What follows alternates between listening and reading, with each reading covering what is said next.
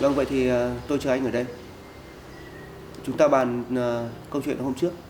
Nếu mà mọi thứ nó ổn thỏa thì tôi và anh cũng sẽ có thể ký hợp đồng ngay được. Vâng, vâng.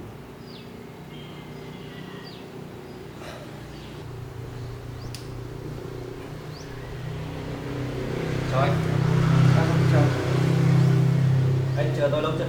Anh ngồi đi. Tôi cũng chờ được một lát.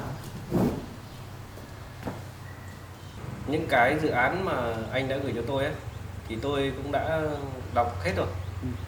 Thì tôi xem qua thì tôi muốn anh điều chỉnh một số xem có được không? Đây, thì cái hợp đồng thì hôm trước thì tôi đã gửi cho anh. Đây là cái bản cứng, anh cứ xem thôi. Đây, anh xem phần này. Thì chúng ta có nên bàn bạc về giá cả không? Thế này nhé, thì giá cả thì nó sẽ theo thời vụ, và mỗi thời vụ thì sẽ có cái giá cả cụ thể. Ở đây tôi đang đưa ra cái mức là chung cho hàng năm thôi, thì nó sẽ nằm ở trong cái khoản này. Đấy. Về phần này thì thư ký của tôi sẽ soạn cụ thể hơn nữa. Đấy. Thì anh nhìn đây thì anh sẽ biết. Đấy. Còn cái khâu vận chuyển thì tôi cũng đang muốn bàn tiếp với anh về việc vận chuyển, thì bên anh phải hỗ trợ một lượng chi phí nữa. Bởi vì cái chi phí mang từ ngoài vườn ra thì nó cũng mất khá nhiều. Về phần vận chuyển thì bên phía tôi sẽ lo. Vậy thì còn vấn đề gì nữa không? Được rồi. Theo tôi xem kỹ rồi thì tôi chỉ muốn xem lại về phần giá cả thôi. Còn mọi thứ thì đều ok hết. Vậy thì chúng ta có thể ký hợp đồng được.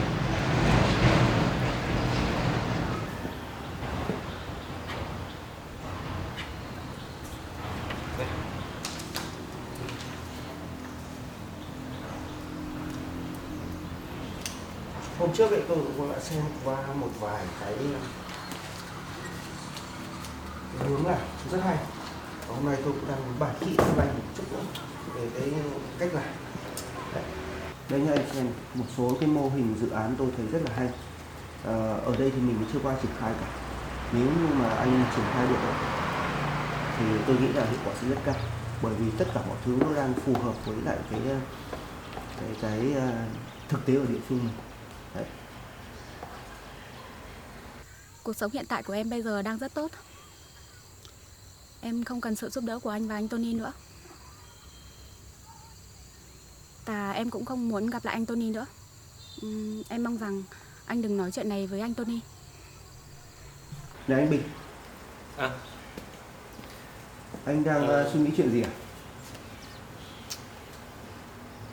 Thật ra tôi rất muốn nói với anh chuyện này. Tôi đã giữ kín rất lâu rồi. Nhưng mà tôi nghĩ là anh nên biết chuyện này. Chuyện gì mà có vẻ anh căng thẳng thế?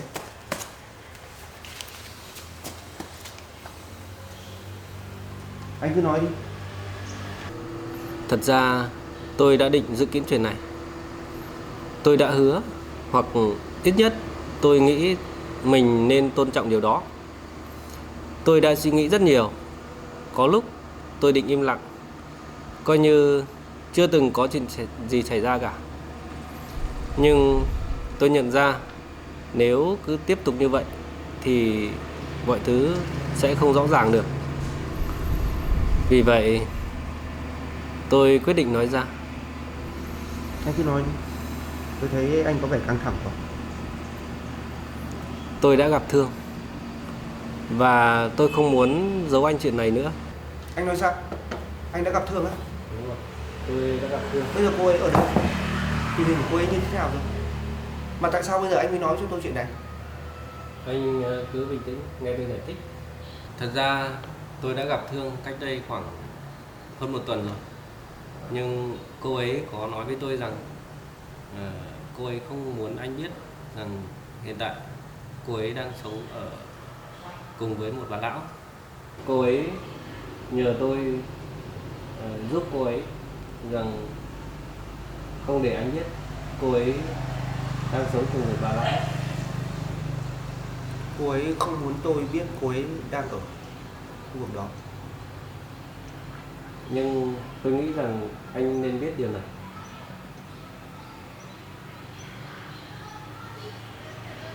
Mà anh Tony này, Cô ấy có khỏe không?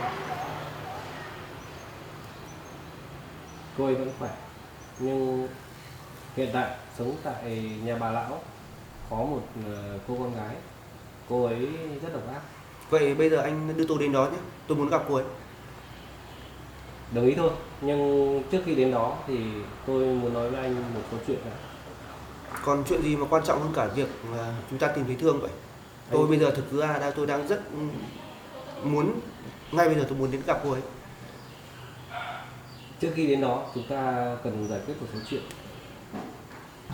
Tôi muốn nói chuyện với anh một cách thẳng thắn và rõ ràng. Trước hết, về công việc thì anh luôn giúp đỡ tôi. Tôi rất tôn trọng và ghi nhận điều đó. Còn về chuyện của Thương, trước đây tôi đã nói rõ với anh rồi. Tôi thừa nhận mình đã có lỗi với cô ấy. Tôi đã từng muốn sửa sai. Nhưng khi tôi thấy cô ấy ở bên anh, tôi cảm nhận rằng cô ấy rất vui vẻ và yên ổn. Tôi đã chọn cách lùi lại, coi như nhường cô ấy cho anh. Vì tôi nghĩ điều đó là tốt nhất cho cô ấy. Cảm ơn anh đã suy nghĩ cho Thương như vậy. Vậy ý của anh là muốn nói điều gì? Nhưng sau một thời gian dài, những gì tôi thấy lại khiến tôi không thể im lặng như thế được nữa. Tôi không biết anh có yêu cô ấy thật lòng hay không. Bởi nếu anh yêu cô ấy thật lòng thì tôi nghĩ rằng anh sẽ không để cô ấy phải rơi vào hoàn cảnh như vậy, không phải rời đi như vậy và có một cuộc sống vất vả như hiện tại. Lần này tôi không thể đứng ngoài nữa. Tôi muốn tự mình sửa lại những sai lầm trước đây của mình. Còn nếu anh vẫn còn yêu cô ấy thì lần này chúng ta hãy rõ ràng với nhau. Cạnh tranh một cách công bằng. Không ai ép buộc, không ai giành giật, để cô ấy tự chọn con đường của mình. Anh hiểu ý tôi chứ? Tôi hiểu ý anh. Tôi cũng rất cảm ơn anh vì đã nói chuyện với tôi một cách thẳng thắn như vậy. Bỏ qua hết những cái chuyện trước đây thì tôi luôn tôn trọng anh. Bởi vì anh cũng đã nghĩ rất nhiều cho Thương. Và với tôi thì tôi cũng rất tôn trọng Thương. Tôi luôn tôn trọng quyết định của cô ấy. Và nếu như mà cô ấy chọn một người nào đó không phải tôi thì tôi cũng rất vui vẻ và chấp nhận điều đó. Và cái quan trọng nhất là chỉ là cô ấy muốn như vậy thôi. Bây giờ anh có thể dẫn tôi đến gặp Thương được chưa? Tôi muốn hỏi rõ và làm rõ vài chuyện với cô ấy. Thế chúng ta đi nhé. Tôi đang rất nóng lòng.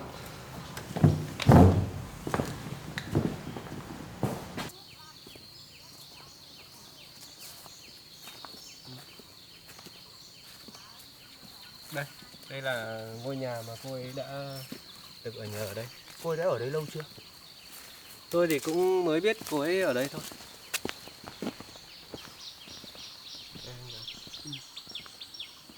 Thương ơi! Thương ơi!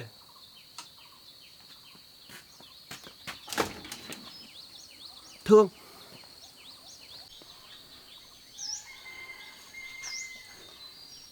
Em đã dặn anh như thế nào? Sao anh lại dẫn anh Tony vào đây?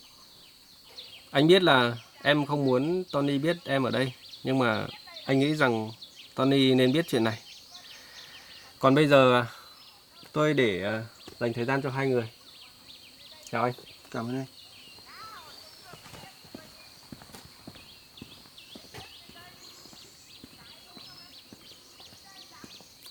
Em không muốn gặp anh đến như vậy à?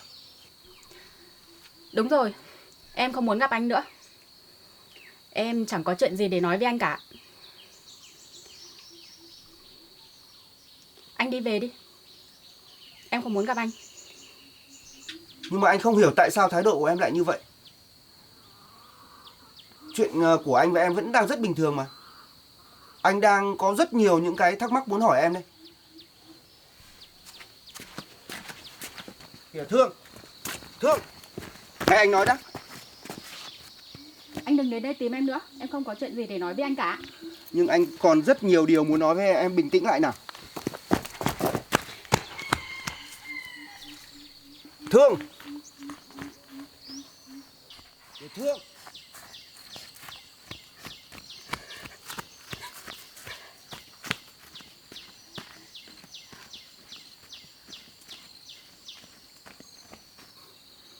Không hiểu là cô ấy đã có chuyện gì mà lại cư xử với mình như vậy.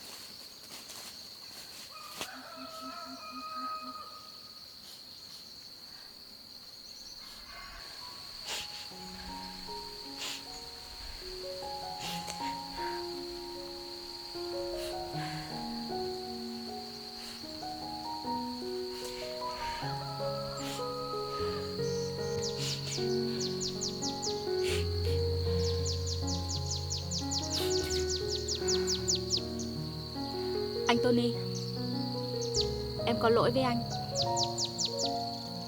Em xin lỗi anh rất nhiều. Nhưng em không có sự lựa chọn nào khác. Em sẽ không làm phiền đến cuộc sống của anh nữa.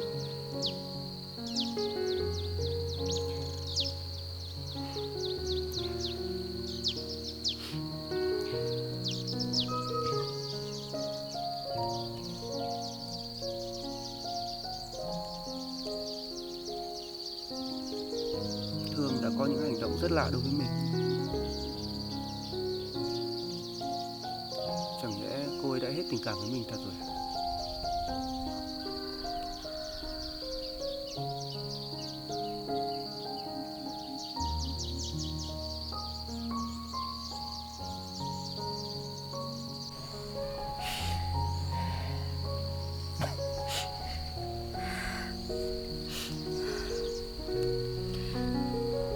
Thời gian sẽ giúp anh quên em đi thôi.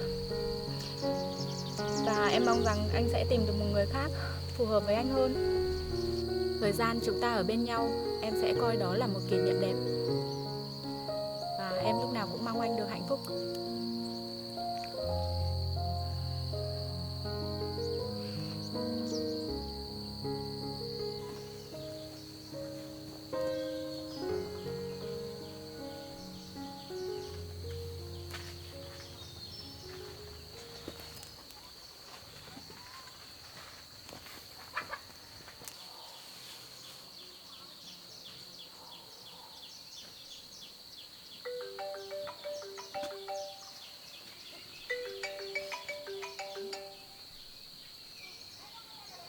Alo.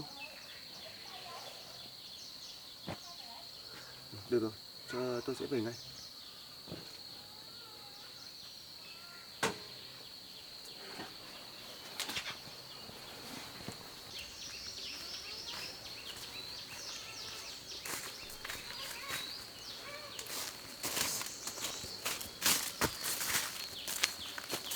Mẹ lại tháo mất cái xe rồi.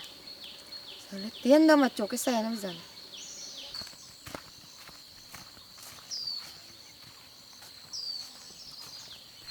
Chào cô.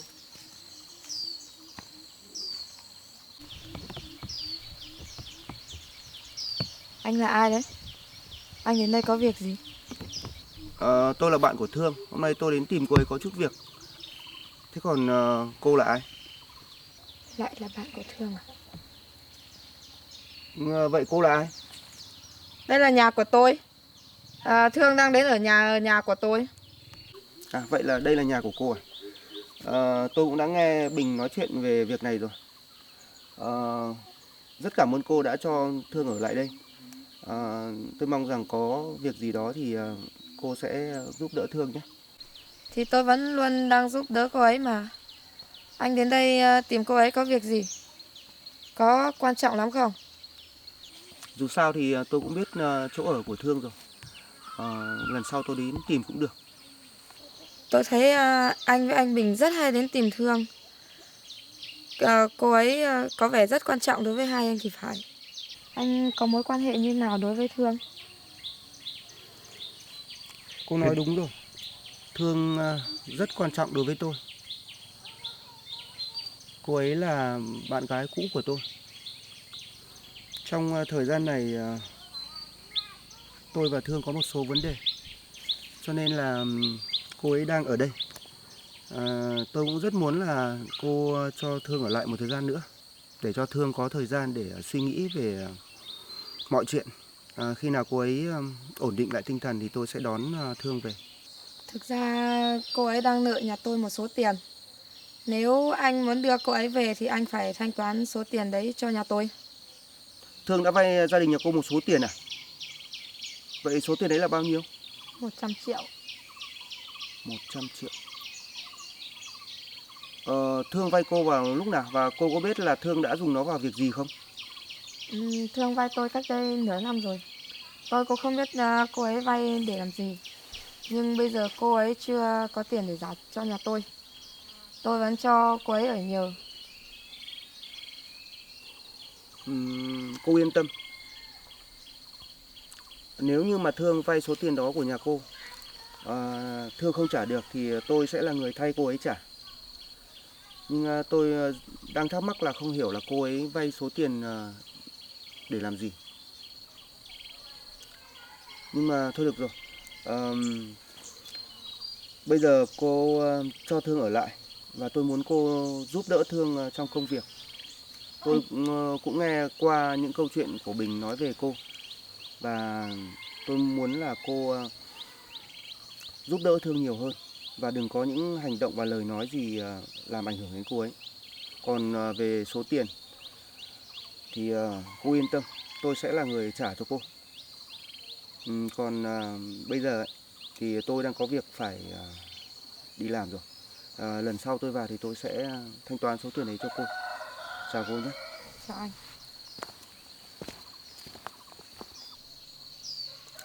Thằng này có vẻ dễ lừa hơn thằng kia. Nhìn nó rất nhiều tiền. Cái con này nó làm cái gì mà hai thằng sẵn sàng bỏ tiền ra để chuộc nó về.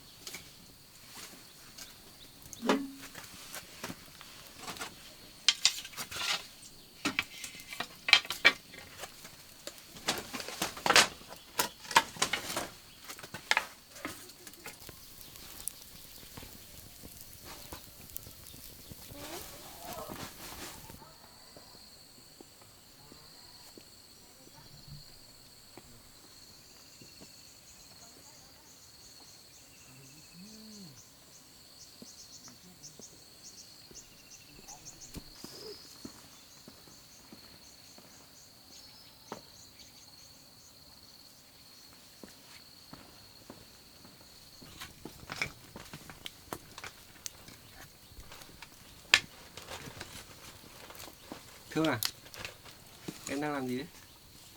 Em đang chuẩn bị nấu cơm ạ. Anh đến tìm em có chuyện gì à? Cũng không có chuyện gì đâu. Vậy thì mình ra kia ngồi nói chuyện ạ.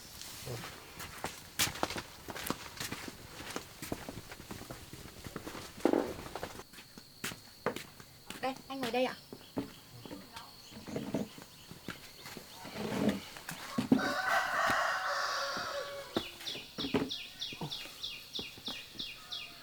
Thật ra thì hôm nay cũng không có chuyện gì lớn lắm.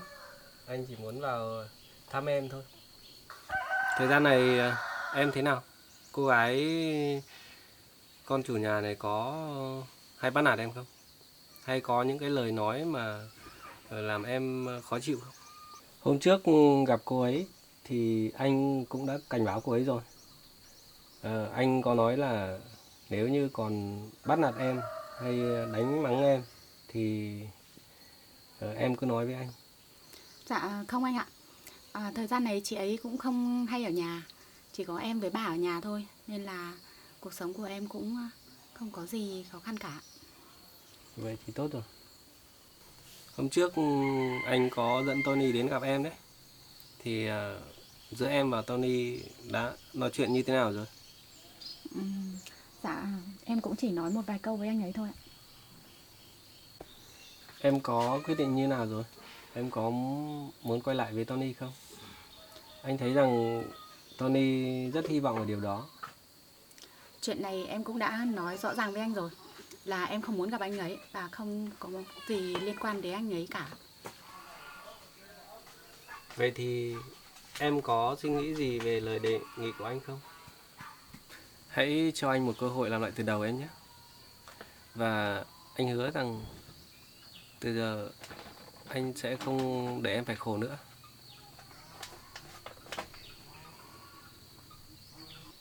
Hiện tại thì em vẫn chưa nghĩ đến điều đó. Chuyện của chúng ta đã là quá khứ rồi ạ. Và em cũng không còn trách móc gì anh cả. Anh cũng không cần phải làm gì để sửa chữa lỗi lầm của mình. Em nghĩ là Nhưng chúng ta đã từng trải qua những ngày tháng rất hạnh phúc mà. Nhưng trước kia em đã từng rất yêu anh. Anh thấy rằng em hy sinh rất nhiều vì anh. Và thậm chí em đánh đổi cả thanh xuân của mình. Để đến bây giờ, cuộc sống của em khó khăn và vất vả như thế này làm anh rất áy náy. Và không thể tha thứ cho mình được. Anh nghĩ rằng anh sẽ phải bù đắp cho em rất nhiều. Khi mà anh mới trở về ấy, anh thấy em ở bên Tony rất hạnh phúc. Thế cho nên anh đã muốn em ở bên Tony để em hạnh phúc. Nhưng đến thời điểm hiện tại thì anh thấy rằng Tony không làm được việc đó. Anh sẽ quyết định là sẽ không nhường em cho Tony nữa. cuộc sống, hoàn cảnh của em bây giờ là do em tự lựa chọn, em tự quyết định. Không liên quan gì đến anh Tony cả. Anh Tony không có lỗi. Anh cũng đừng trách móc anh ấy. Đúng là em đã có một khoảng thời gian rất vui vẻ và hạnh phúc bên anh ấy. Nhưng tại sao đến bây giờ em lại rơi vào hoàn cảnh như thế này? Sao em lại phải trốn chạy như thế này? Em rời đi vì không phải là em đã hết yêu, mà em cảm thấy mình không xứng đáng, không phù hợp với anh ấy ạ. Em muốn là anh ấy sẽ tìm được một người xứng đáng và phù hợp hơn. Em lúc nào cũng mong cho anh ấy hạnh phúc ạ. Như vậy là em đang hy sinh bản thân mình cho cậu ấy được hạnh phúc, đúng không? Anh biết rằng trước đây hai người đã từng trải qua rất nhiều thăng trầm trong tình yêu của hai người. Nhưng Tony đã giải quyết được tất cả mọi việc, kể cả việc hai người có xứng đáng với nhau hay không. Cậu ấy đã từng giải thích với em rất nhiều rồi. Thế nhưng anh vẫn cảm thấy rằng em đang giấu một điều gì đó không thể nói ra được. Anh thấy như vậy à? Em không có chuyện gì để giấu giếm cả. Đó là quyết định riêng của em thôi. Nhưng theo cảm nhận của anh thì anh vẫn cảm thấy rằng em đang giấu giếm một điều gì đó khó nói ra. Và anh đang muốn chia sẻ cùng em những cái khó khăn đó. Anh hy vọng rằng lần sau anh đến thì em hãy chia sẻ cùng anh nhé. Còn bây giờ anh phải về rồi. Chào em nhé.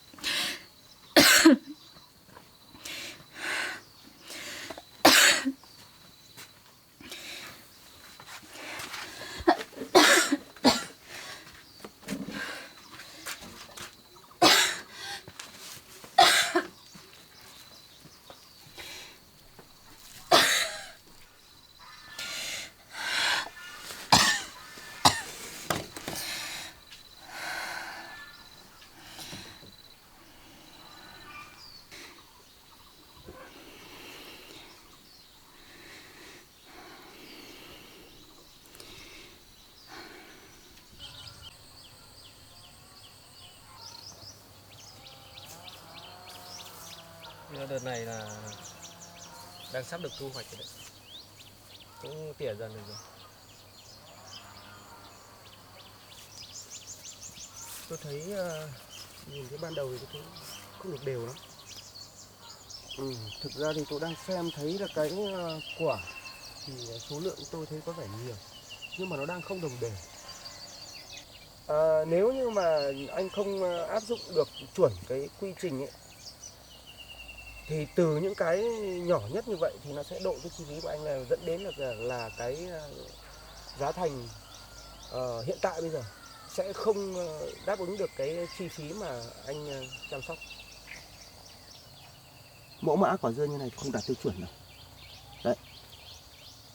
Nếu như thế này, nếu được quả dưa như này thì thực sự là tôi sẽ không thể nào nhập được. Cái đấy ở trong vườn anh rất nhiều. Một số cây thì đang khô héo, đang hiện tượng chết. Số cây đang chết dần. Những cây này nếu mà biết nguyên nhân rất dễ dàng thôi. Anh có thể nhổ lên quan sát ở phía dưới xem rễ có vấn đề gì. Nhìn qua ngay ở đây tôi đã biết ngay là vấn đề là đấy, tất cả những cái khu vực này cây đang thiếu, đúng không? Và bây giờ anh cũng không thể nào anh trồng lại mới được. Và anh cũng không thể nào để rút kinh nghiệm trong vụ sau được, nó mất một khoảng thời gian rất dài. Đấy. Và chúng ta không để thể lãng phí cái thời gian đấy được. Mà thậm chí là ngay trong cái vụ này nhá, nếu anh vẫn còn làm như thế này thì chắc chắn là anh sẽ không có lãi đâu. Toàn bộ cái lứa này gần như là tôi sẽ không nhập lại được. Anh hiểu chứ? Tại vì cái mẫu mã, cái hình thức của nó quá xấu. Đấy. Về cái quy trình kỹ thuật chăm sóc thì tôi đã truyền đạt lại cho anh rồi. Tôi đã nói với anh rất nhiều lần là nếu như trong quá trình mà anh trồng có vấn đề gì thì liên lạc lại với tôi. Tôi sẽ cử người chuyên gia trực tiếp xuống đây để giúp anh triển khai cái kỹ thuật cho anh được. Nhưng mà để hôm nay tôi đến tận nơi quan sát thực tế như này thì thực sự là không ổn một chút nào. Toàn bộ cái lứa này là tôi nói trước với anh là tôi sẽ không thể nào nhập lại được. Và quả như thế này thì làm sao mà chúng ta có thể xuất khẩu được, đúng không? Đấy, quả này thì ổn này. Đấy, nhưng mà những cái số lượng quả như này của anh rất ít, ở trong vườn của anh rất ít, mà chủ yếu là những quả như thế này. Thực sự là tôi thấy không ổn. anh phải tìm hướng và tìm phương pháp giải quyết ngay vấn đề này. Thậm chí là anh có cái phương án luôn về cái việc cái số dưa này sẽ không xuất khẩu được. Vậy thì anh có cách nào để tiêu thụ ngay ở địa phương mình? Chứ thực tế là tôi sẽ không thể nào nhập được số dưa này của anh vì mình sẽ không xuất khẩu được. Nếu như vậy thì anh không nhập cái số dưa này của tôi thì bây giờ tôi phải giải quyết như thế nào đây? Ít nhất là những cái quả dưa mà nó xấu như thế này thì không nói đến rồi.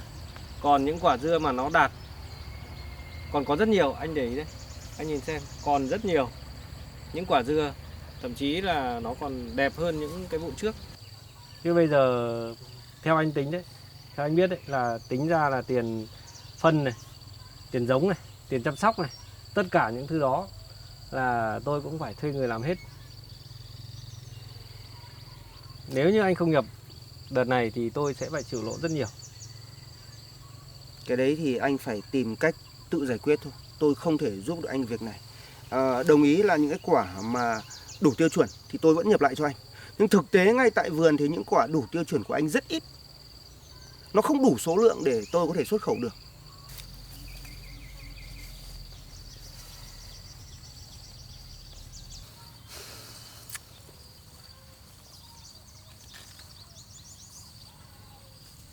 Theo mình nhận thấy rằng vườn dưa của mình đang phát triển rất tốt như vậy.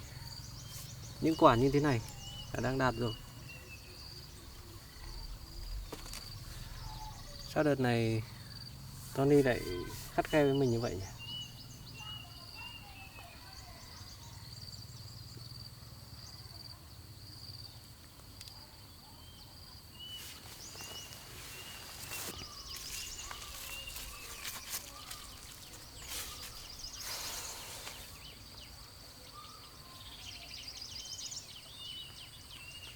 Đợt này mình hầu như đã đầu tư hết vốn liếng vào đây rồi. Hy vọng rằng sẽ có một vụ mùa bội thu.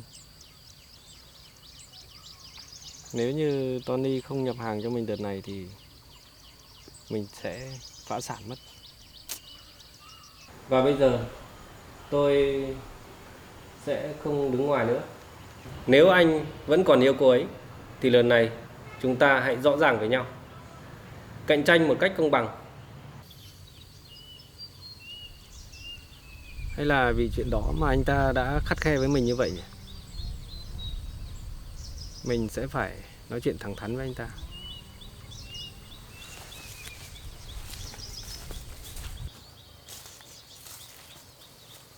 Hey Tony này, cái dự án lần này là tôi đầu tư hầu như là hết tài sản của tôi vào cái đợt này rồi. Tôi đang rất hy vọng rằng dự án lần này sẽ thành công lớn và mang lại lợi nhuận. Thế nhưng nghe như anh nói thì anh không nhập hàng cho tôi ấy, thì tôi hầu như mất hết tài sản. Tại vì tôi đã đầu tư hết vào đây rồi. Tôi hiểu ý anh nói. Nhưng thực tế là bây giờ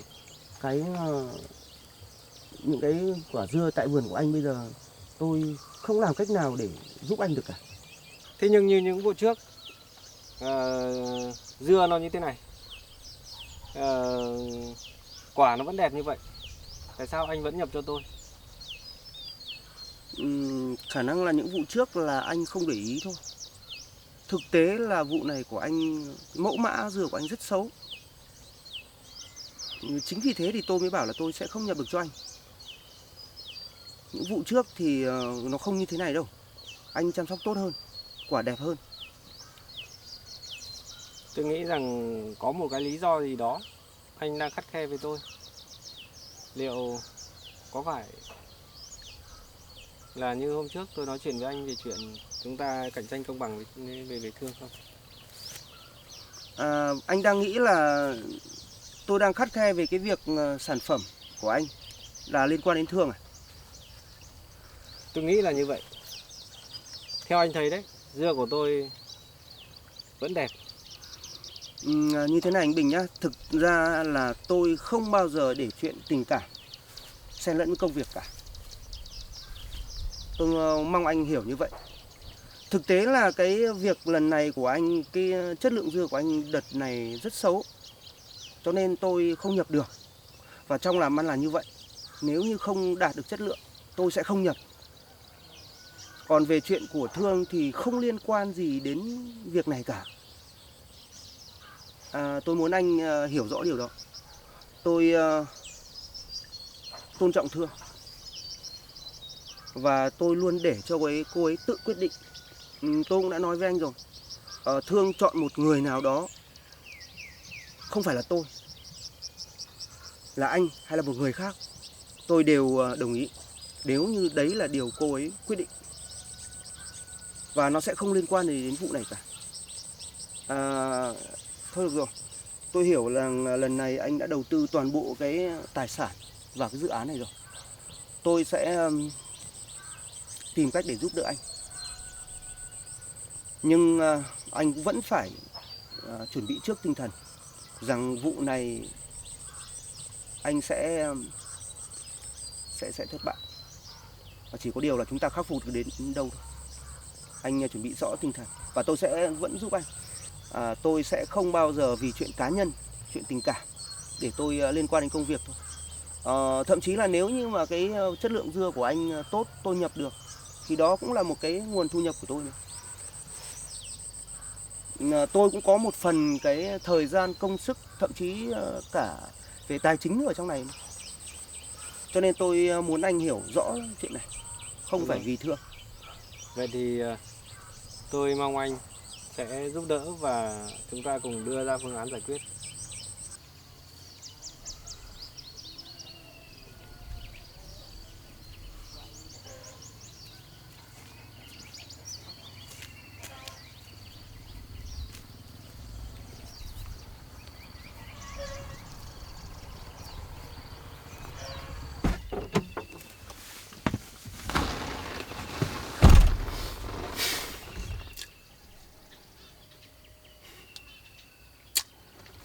Anh ta đang cho rằng mình có thái độ như vậy là vì Thương. Liệu mình có gay gắt quá với anh ta không nhỉ? Nhưng dù sao thì chất lượng của anh ta như vậy thì mình cũng không thể nhập được. Thôi rồi, mình sẽ tìm cách để giúp đỡ vậy. Hy vọng rằng những lời nói của anh ta là đúng. Nhưng mình vẫn có một cái cảm giác rằng thái độ của anh ta như vậy là vì Thương.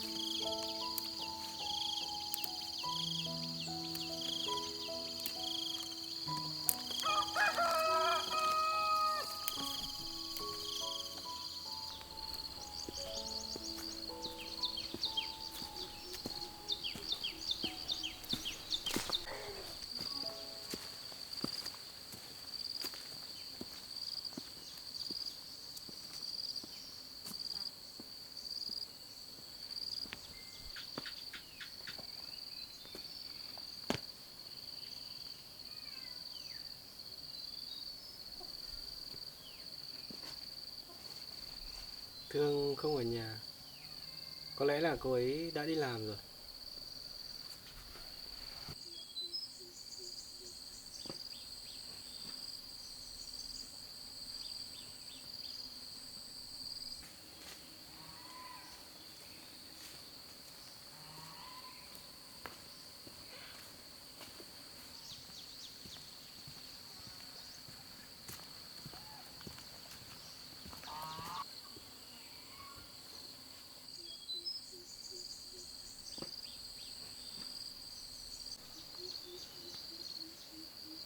Là anh Bình à? Anh ta cũng đến đây làm gì nhỉ?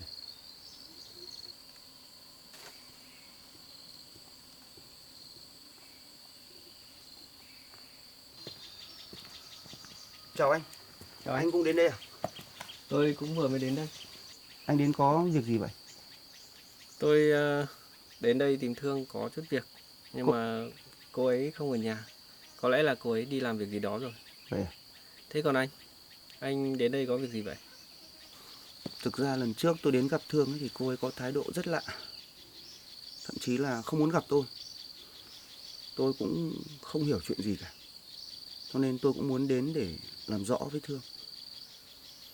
Anh Tony này, tôi đang cảm thấy rằng Thương đang giấu chúng ta một chuyện gì đó. Theo anh là chuyện gì? Tôi cũng chưa rõ, tôi đang tìm hiểu. Có phải đấy là lý do mà cô ấy ở đây không? Tôi nghĩ rằng như vậy.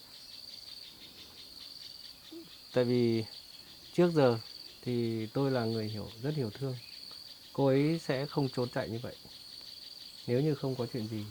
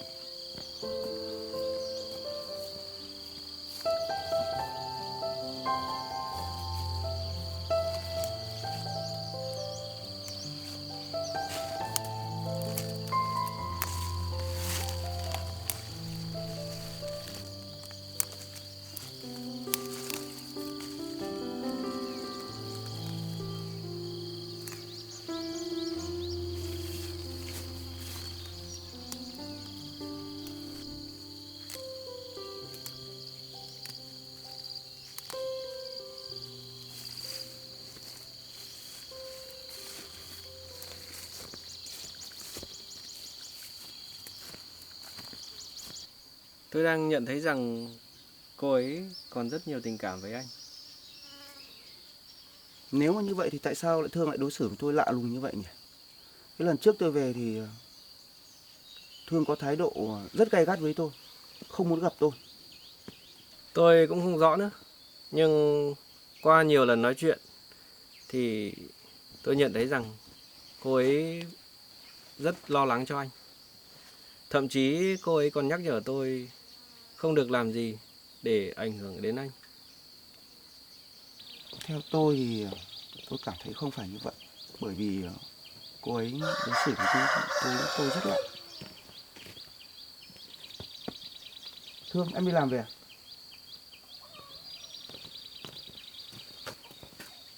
Em làm gì vậy? Sao hai anh lại cùng nhau đến đây vậy? Có chuyện gì vậy ạ? Cũng không có chuyện gì đâu. Cũng là trùng hợp cho nên là anh với Bình đến đây thôi. Em đi làm gì về vậy? Em vừa lên rừng hái ít rau và tiện thể em lấy ít thuốc cho bà. Thế hai anh cùng nhau đến đây có việc gì vậy ạ?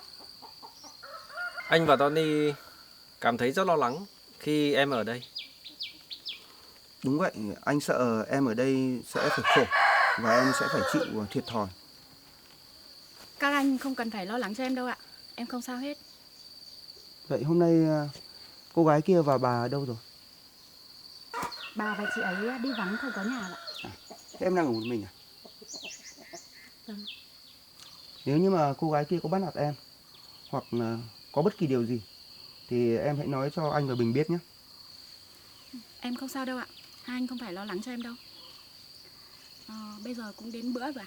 Thì hai anh ở lại ăn cơm với em nhé. Để em đi vào chuẩn bị ạ. Ừ, cũng được.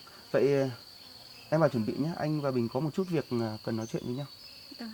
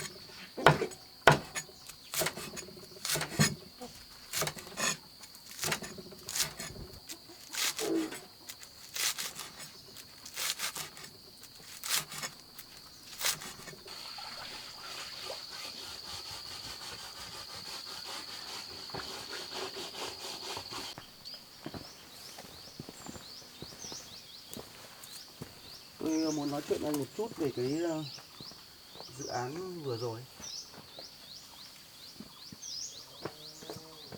Cái vụ dưa vừa rồi thì tôi cũng đang chuẩn bị cho thu rồi. Thực ra thì nó vẫn còn rất nhiều vấn đề. Tôi cũng muốn nói rõ với anh để anh hiểu. Bây giờ hiện tại là tôi cũng chỉ chờ anh. Thực ra là tôi đang rất áy náy vì cái việc hôm trước mà chúng ta đang làm việc ở ngoài vườn dưa của anh. Tôi đã suy nghĩ rất nhiều và tôi cảm thấy rằng là anh đang hiểu nhầm tôi. Về cái việc mà cái chất lượng dưa của anh vừa rồi ấy, không đạt tiêu chuẩn thì là do cái cách chăm sóc của anh có vấn đề. Và tôi cũng đã tìm một số cái cách để giúp anh giải quyết. Còn anh đã tìm được cái phương pháp nào chưa? Thật ra thì tôi cũng đã suy nghĩ rằng đó là suy nghĩ nhất thời của tôi thôi. Còn hiện tại thì tôi đã chăm sóc rất kỹ về vườn dưa của mình. Tôi đã áp dụng tất cả những cái kỹ thuật mà bên anh đưa ra và mong rằng sẽ cải thiện được cái chất lượng của dưa. Nếu như bây giờ anh mới chăm sóc thì cái chất lượng dưa của anh chỉ cải thiện được ở cái lứa mới này thôi. Thế còn cái lứa hiện tại chuẩn bị thu hoạch này thì anh vẫn sẽ phải chịu lỗ ở cái lứa này. Tôi cũng đã tìm ra được một vài cái cách giải quyết cho anh. Trước mắt về cái lứa dưa này thì anh có thể liên hệ những cái nhà hàng này, quán ăn này và những quán tạp hóa nhỏ ở địa phương, và anh sẽ giao với cái giá rẻ hơn. Mình chấp nhận điều đấy thì sẽ tránh được phần nào cái thiệt hại. Ý anh thế nào? Cảm ơn anh đã đưa ra cho tôi cái phương án rất hay. Và tôi nghĩ rằng tôi nên thực hiện luôn. Tôi sẽ liên hệ với các nhà hàng ở lân cận và sẽ nhập hàng cho họ. Để làm được việc đấy thì chắc chắn là anh phải hạ cái giá thành xuống. Và chắc chắn là trong cái vụ này là anh sẽ bị lỗ rồi. Quan trọng là chúng ta khắc phục nó thì anh chịu thiệt hại ít. Chúng ta sẽ cố gắng ở vụ sau.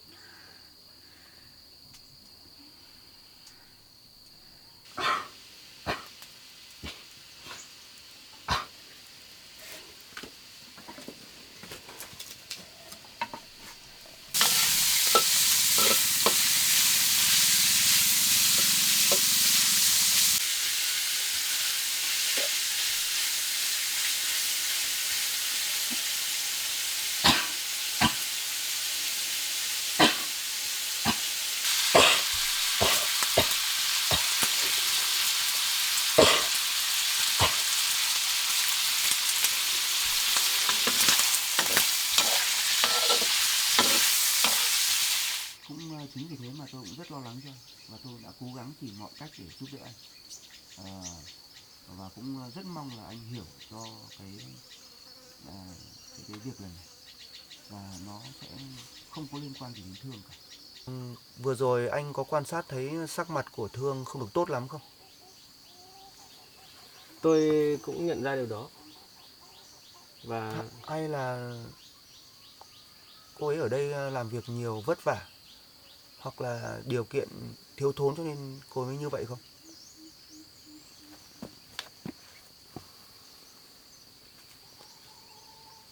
tôi cũng cảm thấy rất lo lắng cho cô ấy khi cô ấy ở đây. Nhưng mà tôi cũng không biết làm thế nào cả.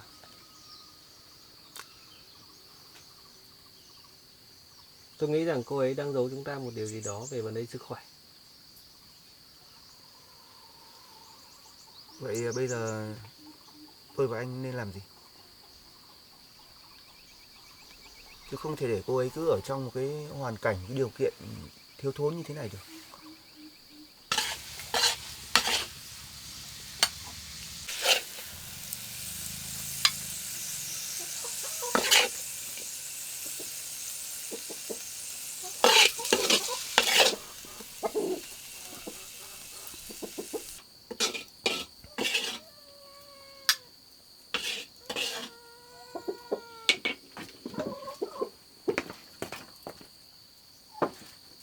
Cũng có vẻ khó, nhưng tôi nghĩ rằng tôi và anh sẽ phải thuyết phục cô ấy bằng được. Tôi không muốn để cho cô ấy ở trong một cái môi trường, một cái hoàn cảnh, một cái điều kiện nó khó khăn như thế này được. Tôi cũng đang rất lo lắng về vấn đề sức khỏe của cô ấy. Cơm chín rồi, em mời anh dùng bữa ạ. Em nấu nhanh vậy à? Thơm quá. Em mời các anh ăn cơm ạ. Em ăn đi. Chúng ta ăn cơm thôi. Em ăn đi. Em Để ăn. em tự lấy ạ. Các anh ăn đi ạ. Anh cũng dùng đi. Mời anh. Rất lâu rồi anh mới được ăn món của em nấu.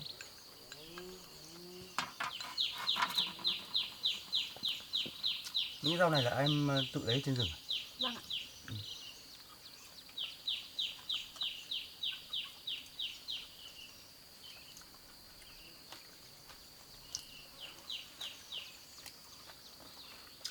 Ngon đấy. Thế anh ăn đi ạ. Anh ăn đi.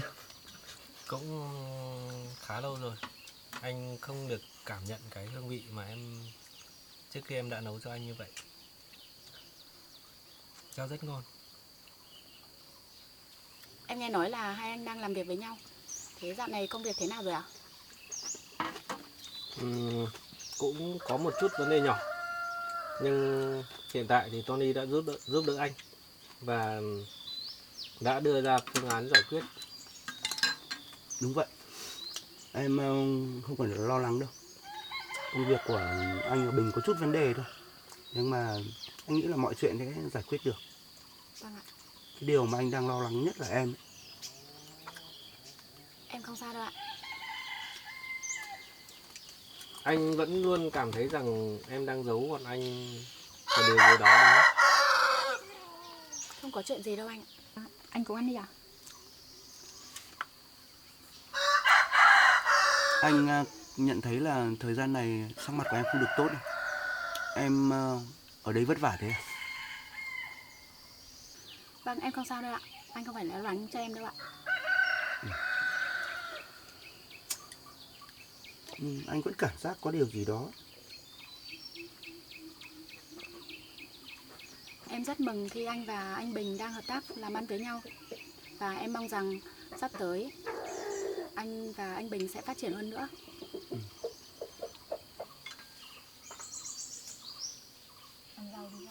Nếu như mà không có chuyện gì thật ấy, thì từ giờ em không được trốn tránh mặt anh và Bình nữa nhé. Anh và Bình thực sự là rất quan tâm và lo lắng cho em. Và thời gian này anh quan tâm nhất là vấn đề sức khỏe của em. Nhìn sắc mặt của em không tốt. Đúng vậy đấy. Vậy thì khi nào bọn anh có thời gian rảnh rỗi anh sẽ vào thăm em nhé. Vâng, em không sao đâu ạ. Anh đừng lo lắng quá. Em ăn đi. Nhớ là có vấn đề gì thì nói với anh nhé. Có chuyện gì em sẽ nói với anh. Hứa là không được trốn chạy nữa đấy.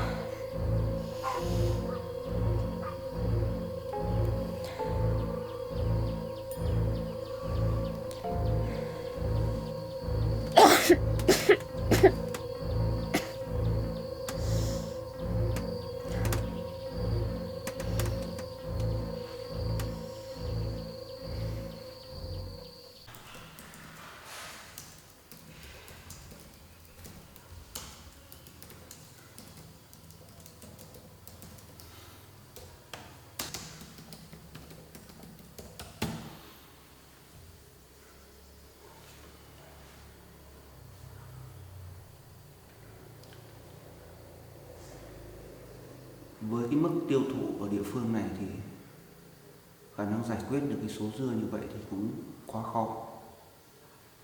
Nhu cầu ở đây thì ít.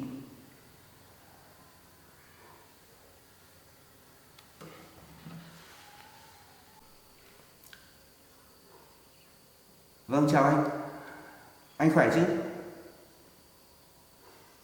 Vâng, tôi đang có chuyện rất quan trọng mà cần sự giúp đỡ của anh đấy. Trong chuyện này thì khả năng là chỉ có anh mới giúp đỡ được tôi thôi. Tôi đang có một số lượng dưa rất lớn, nhưng vấn đề ở đây là nó không đủ tiêu chuẩn để xuất khẩu. Và cái số dưa này thì không thể nào tiêu thụ hết ở địa phương được. Anh có cách nào để giúp được tôi không? Vậy à? Vâng, cảm ơn anh. Vậy thì ngay ngày mai tôi sẽ gửi một số lượng mẫu xuống cho anh trước. Nếu được thì chúng ta sẽ làm việc tiếp. Được rồi, nhất trí. Vâng, cảm ơn anh rất nhiều. Chào anh nhé. Mình sẽ đi gặp anh đấy.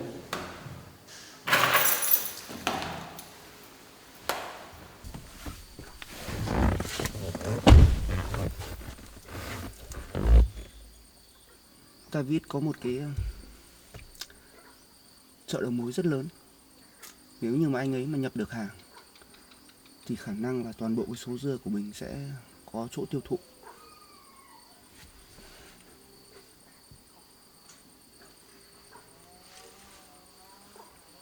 Alo, anh Bình à?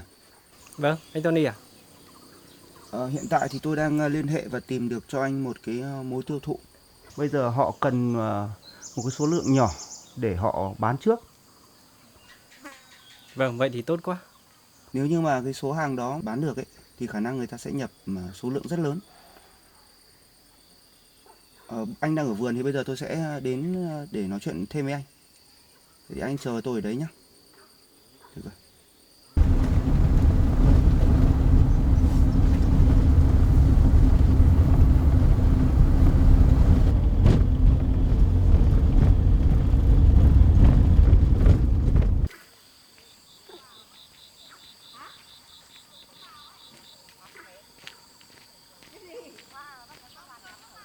Anh Tony à?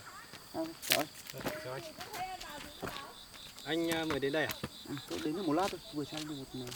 Hôm nay thì tôi vừa mới liên hệ một người bạn cũ của tôi. Anh ấy chuyên cung cấp hàng ở chợ đầu mối. Anh ấy đồng ý là sẽ nhập thử hàng của chúng ta. Vậy thì tốt. Thực ra thì chúng ta cũng chưa nên mừng vội. Có một điều là anh ấy là chuyên cung cấp hàng cho những chợ đầu mối. Ở đó thì có rất là nhiều đối tượng để sử dụng. Anh ấy cung cấp cả cho nhà hàng, cho quán ăn và cả những cái người dân lao động bình thường nữa. Đấy, cho nên là với những người dân lao động thì họ không quá quan trọng về mẫu mã. Nhưng một cái cần nhất là cái chất lượng phải đảm bảo. Cho nên là anh phải đảm bảo được điều đó. Vậy thì tôi nghĩ là cái nguồn hàng anh ấy nhập để đưa ra khu vực dưới thành phố đúng không? Đúng rồi. Bây giờ cái quan trọng nhất ấy là chúng ta sẽ gửi trước số lượng tầm khoảng 1 tấn. Nếu như mà anh ấy chấp nhận được cái nguồn hàng của chúng ta ấy, thì tôi nghĩ đấy là một cái chỗ tiêu thụ rất lớn đấy. Bởi vì ở chợ đầu mối thì anh ấy sẽ phân phát đi khắp các nhà hàng ở trong thành phố. Vì thế mà cái số lượng tiêu thụ là lớn. Nếu như mà anh ấy nhập được ấy, thì cũng có thể là chúng ta sẽ chuyển đổi cái mối nhập. Chúng ta sẽ không xuất khẩu nữa. Đồng ý là xuất khẩu thì giá cả sẽ cao hơn. Nhưng mà cái chi phí vận chuyển của chúng ta thì khá lớn. Một cái nữa là cái nhu cầu của họ khá khắt khe. Cho nên là nếu như mà chúng ta nhập được ngay ở trong nước ấy, mặc dù là giá cả sẽ rẻ hơn, nhưng chúng ta sẽ bớt đi được cái khâu vận chuyển và bớt đi được những cái yêu cầu khắt khe đó. Chúng ta chỉ cần tập trung vào chất lượng. Thế thôi. Ngay trong buổi sáng mai thì tôi sẽ cho công nhân đi thu hoạch. Vậy thì sáng mai tôi cũng sẽ đến cùng với anh. Nhưng cũng nói trước với anh luôn là chúng ta cũng chưa thể vội mừng được. Còn phải xem bên anh ấy phản hồi lại cái hàng của chúng ta như thế nào đã. Vâng. Nhưng trước hết thì tôi cảm ơn anh trước đã. Rất cảm ơn anh. Cũng không có gì đâu. Nhưng mà vì cái việc này cho nên là tôi cũng đã phải suy nghĩ mấy ngày hôm nay rồi. Tôi đã hứa là giúp anh để phát triển mô hình về nông nghiệp, mà để đến mức sản phẩm của anh không đạt tiêu chuẩn để xuất khẩu thì thực sự với anh là tôi cũng rất áy náy. Tôi cũng đang cố để tìm cách để giải quyết vấn đề này. Cũng rất mong là lần này chúng ta sẽ giải quyết được. Vâng, rất cảm ơn anh. Nhưng vẫn còn một cái vấn đề nữa mà tôi cảm thấy không yên tâm. Vẫn là câu chuyện về Thương thôi. Lần trước tôi và anh ở đó thì tôi có một cái cảm nhận là sức khỏe cô ấy đang rất yếu. Tôi cũng đang rất lo lắng. Và tôi cũng đang không biết phải làm thế nào để đưa cô ấy ra khỏi cái môi trường đó. Thực sự là cái điều kiện hoàn cảnh của cô ấy sống ở đó quá thiếu thốn. Lại cộng thêm một cái cô gái tâm địa độc ác như vậy nữa. Thì thực tế với anh là tôi không thấy yên tâm một chút nào cả. Thôi được rồi. Vậy thì đấy, công việc vẫn thế nhé. Thì đến sáng ngày mai tôi sẽ vào trực tiếp để giám sát xem cái việc thu hoạch cái sản phẩm của anh như thế nào. Tôi sẽ hướng dẫn anh thêm về cái cách đong gói sản phẩm nữa để làm sao cho nó đảm bảo nhé. Còn bây giờ chào anh nhé. Có lẽ tôi sẽ vào chỗ của Thương xem thế nào. Cho tôi gửi hỏi thăm đến Thương nhé. Chào anh nhé. Chào.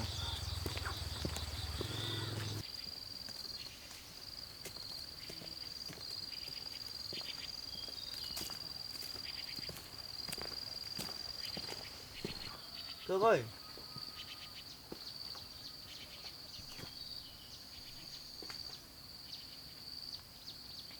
Thương ơi. Thương ơi.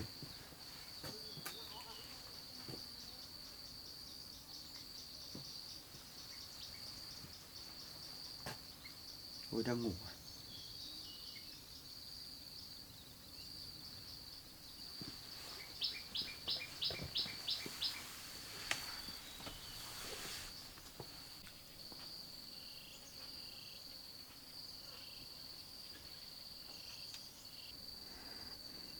Nước.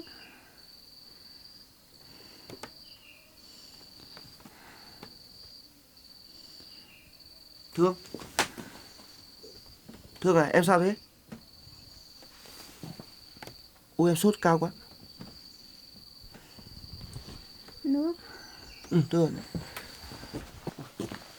Đây nước rồi em. Em sốt cao quá. Nào. Đây nước rồi này.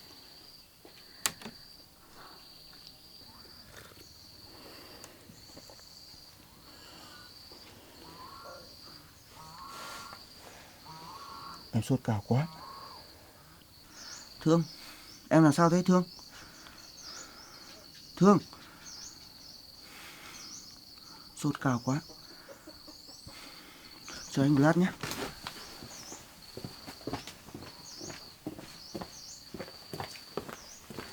Đây rồi em.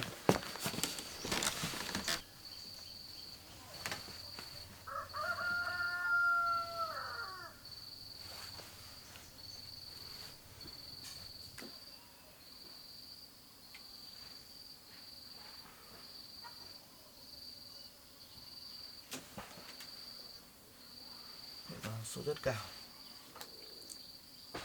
Bây giờ mình phải làm gì nhỉ?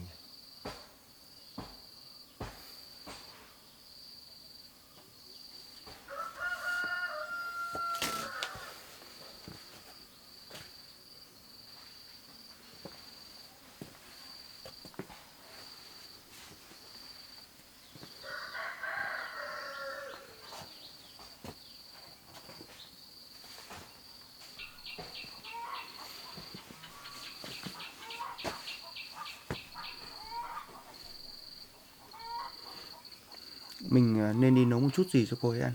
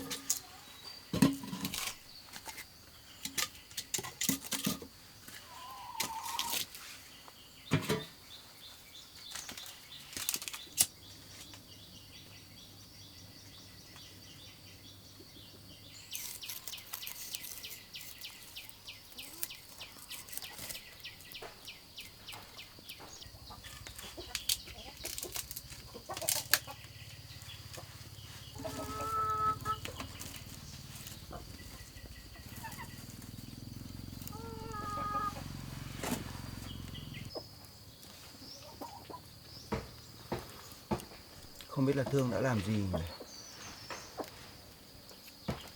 Tại sao cô ấy lại bị sốt cao như vậy?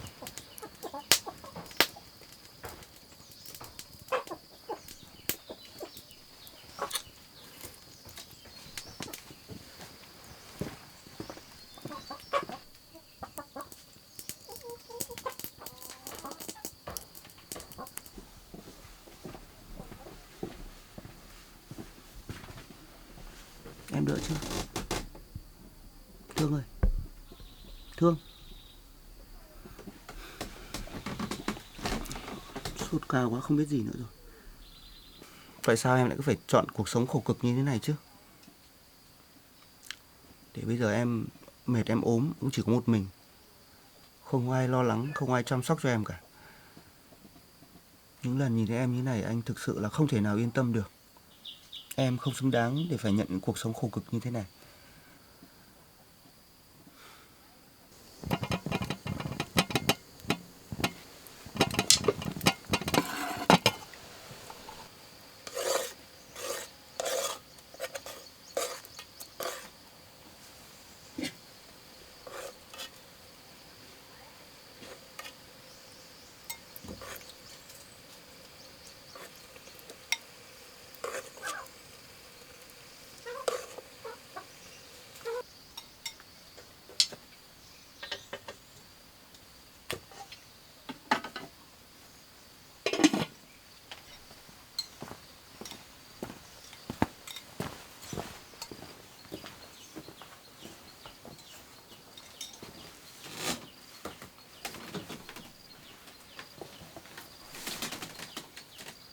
Em dậy cố gắng ăn chút cháo nhé.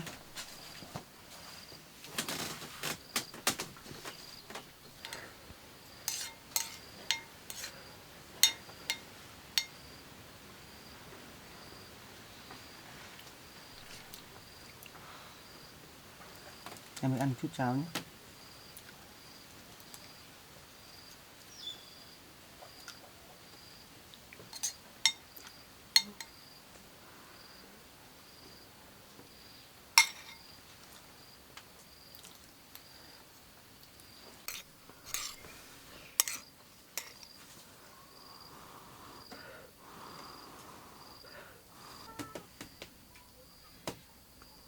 Em ơi, cố ăn một chút này.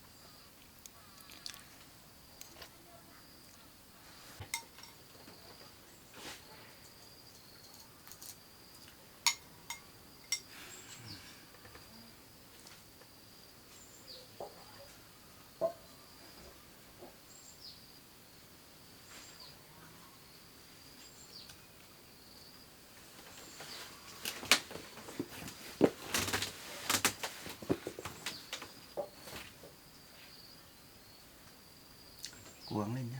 Có anh ở đây rồi.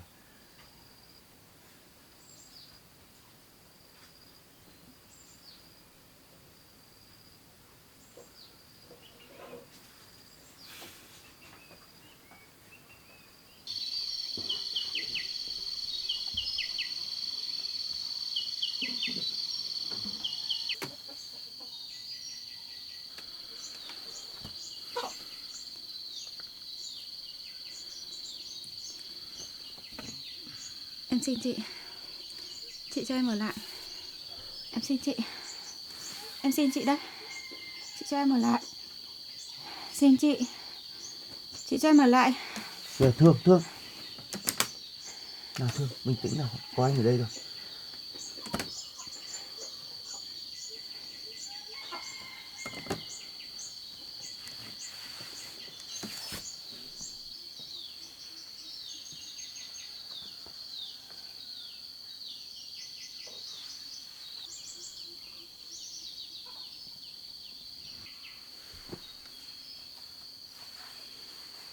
Thường cũng có sốt cao như thế này, có lẽ mình không thể để cô ấy ở đây một mình được.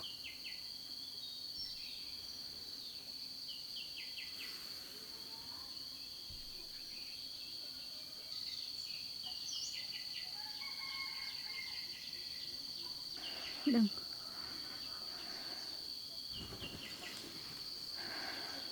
Đừng mà.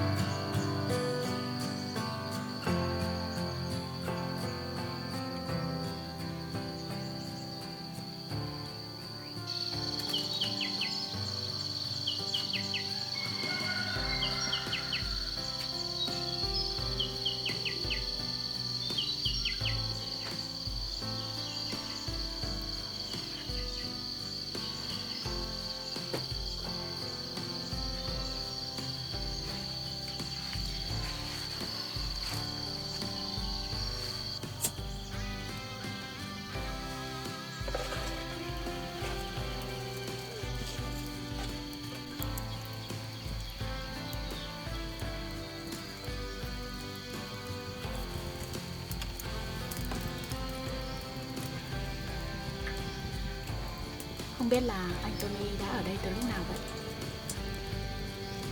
Có lẽ người đã thức cả đêm hôm qua để chăm sóc mình.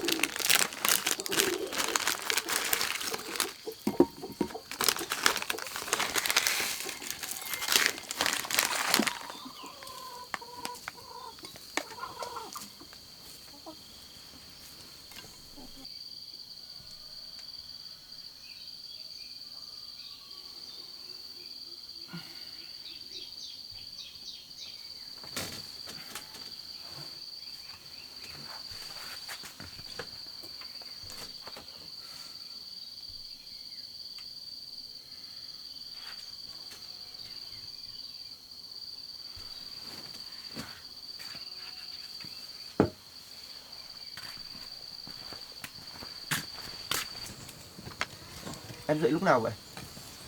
Vâng, em dậy được một lúc rồi ạ. Em đã đỡ hẳn chưa? Em thấy đỡ rồi ạ. Em đang chuẩn bị đồ ăn sáng à? Vâng. Em chuẩn bị nấu một ít mì. Anh đến đây từ khi nào vậy? Sáng nay thức dậy em đã thấy anh ở đây rồi. Cả đêm hôm qua anh đã ở lại đây à? Ừ. Anh đến từ chiều hôm qua. Khi anh đến thì đã thấy em nằm bất tỉnh ở trên giường rồi. Lúc đó thì em sốt rất cao. Anh rất lo lắng. Đến tận tối khi mà em vẫn sốt và chưa tỉnh hẳn, anh cũng không yên tâm để cho em ở đây một mình. Cho nên anh đã ở lại cùng với em. Bây giờ em thấy sức khỏe của mình thế nào rồi? Đã thấy khỏe hẳn chưa? Tối hôm qua em sốt cả đêm, thậm chí còn mê man nữa. Anh nghĩ là sức khỏe của em chưa ổn định đâu. Em cần phải nghỉ ngơi nhiều hơn. Em không sao đâu ạ. Em cảm thấy mình khỏe rồi ạ. Em cảm ơn anh hôm qua đã ở lại chăm sóc em. Hôm qua em đã ngủ không biết gì. Khi mà sáng nay tỉnh dậy thì đã thấy anh ở đây rồi. Tối hôm qua khi mà em sốt ấy, em nói mê man rất nhiều. Và trong cái lúc mê em đã cầu xin ai đó rất nhiều. Có phải là con gái của chủ nhà này không? Anh nghĩ rằng là em đang rất sợ cô gái đó. Đó cũng là lý do mà anh không muốn để cho em ở đây. Nếu như hôm qua mà anh không đến, anh không biết là em sẽ có chuyện gì nữa. Thực sự là anh rất lo lắng.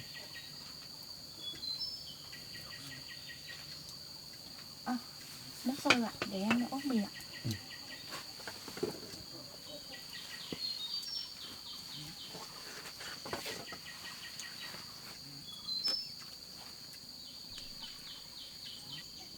Và anh muốn em suy nghĩ thật kỹ, mình có nên ở đây hay không.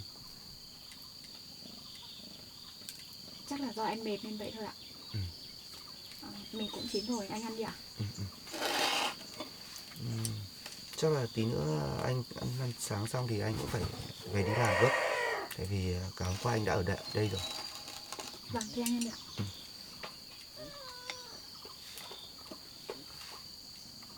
Anh nghĩ là sáng nay em nên ở nhà nghỉ ngơi, không đi làm nữa nhé. Tại vì hôm qua em vừa ốm như vậy thì anh nghĩ là sức khỏe của em chưa khỏe hẳn đâu. Em nên ở nhà nghỉ ngơi. Dạ vâng. Khi nào mà thấy sức khỏe của em ổn định hẳn thì em hẵng đi làm nhé. Vâng. Chiều nay nếu anh giải quyết công việc xong sớm thì anh lại vào thăm em nhé. Anh cứ về làm việc của anh đi ạ.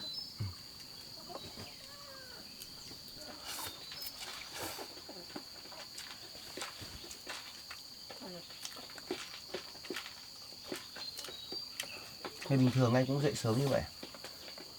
Vâng, anh quen rồi ạ. Sáng nay anh dậy thì đã không thấy em ở đấy rồi. Em dậy sớm thật.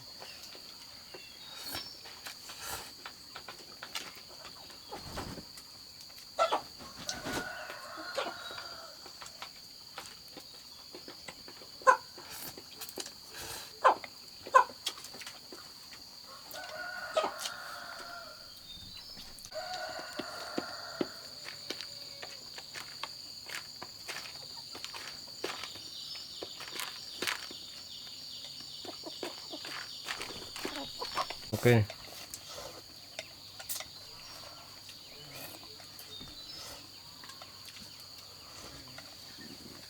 Hôm qua anh thức khuya cho nên là hơi đói. Sáng nay ăn bánh mì của em ngon thật đấy. Chắc anh mệt rồi. Anh ăn nhiều ạ.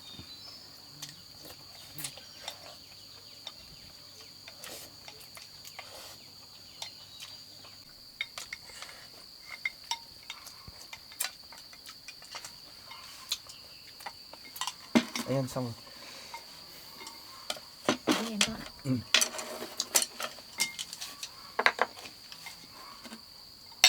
Anh hộ em nhé. Không cần đâu ạ. Anh cứ ngồi nghỉ đi ạ.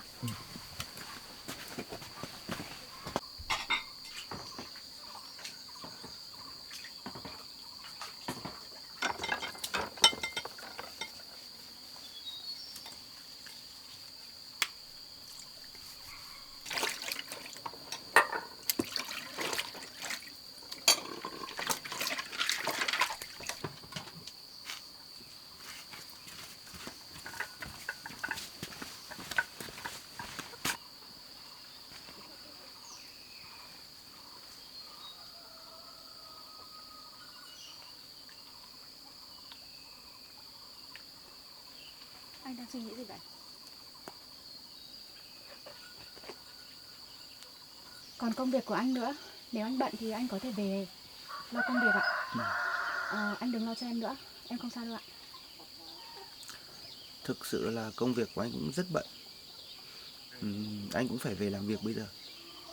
Nhưng trước khi về anh muốn nói với em một câu chuyện. Anh không hiểu là lý do gì mà em cứ một mực muốn ở lại đây. Nói thật với em là anh không hề yên tâm một chút nào cả. Ngay như câu chuyện hôm qua anh vào, anh thấy em nằm bất tỉnh. Thực sự cảm giác lúc đó của anh rất lo lắng. Anh rất lo lắng cho em. Và anh muốn em suy nghĩ lại quyết định của mình. Hôm trước khi nói chuyện với cô gái chủ nhà, cô ấy nói là em đang nợ cô ấy một số tiền. Nếu như đó là vấn đề giữa em ở lại thì anh có thể giải quyết ngay được vấn đề. Anh sẽ trả cho em số tiền đó. Anh sẽ dẫn em đến một nơi có điều kiện, có hoàn cảnh tốt hơn ở đấy rất nhiều. Anh muốn em được sống hạnh phúc hơn. Anh không muốn em phải ở trong cái điều kiện mà nó thiếu thốn. Em cảm thấy cuộc sống của em bây giờ đã rất ổn rồi ạ. Em cũng đã quen rồi. Chuyện hôm qua em bị ốm là do em bị cảm thôi. Nhưng anh thấy đấy, bây giờ em đã khỏe lại rồi ạ. Anh không cần phải lo lắng cho em nữa. Thế còn chuyện em nợ một số tiền với cô gái chủ nhà thì sao? Sự thật không phải như thế đâu ạ. Em không hề nợ tiền chị ấy, mà chị ấy đang bịa đặt để lấy tiền từ anh đấy ạ. Vậy thì anh cũng rất lo lắng.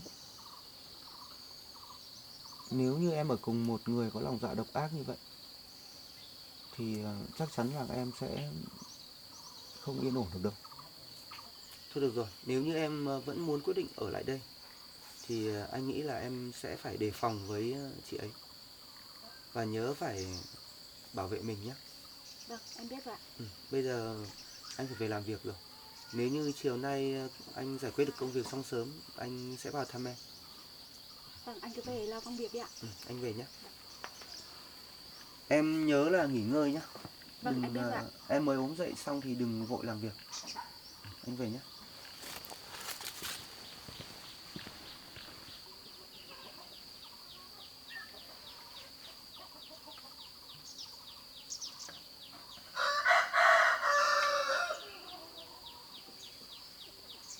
Cả đêm hôm qua anh ấy đã rất lo lắng và ở lại chăm sóc mình. Anh ấy thật tốt. Mình phải làm gì để bù đắp lại tình cảm cho anh ấy đây?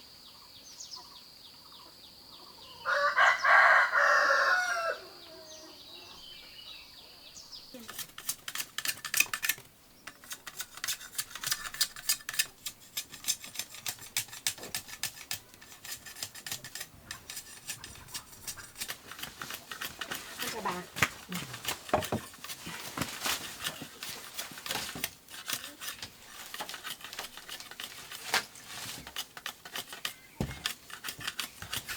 Có cần con giúp gì không ạ? Giúp gì?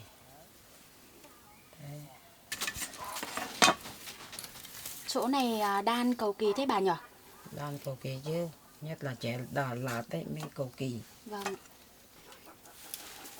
Đợt này có nhiều người đặt hàng thế hả bà? Có, nhiều người đặt lắm. Bà còn làm không kịp. Cháu thấy đợt này trời nắng nóng quá. Nắng nóng quá đấy. Trời Mới đầu oi. mùa hè mà đã nóng như này rồi. Trời mấy hôm nay oi lắm. Vâng. Thời tiết nó thay đổi hay sao? Mấy hôm nay cháu thấy hơi khó chịu ạ.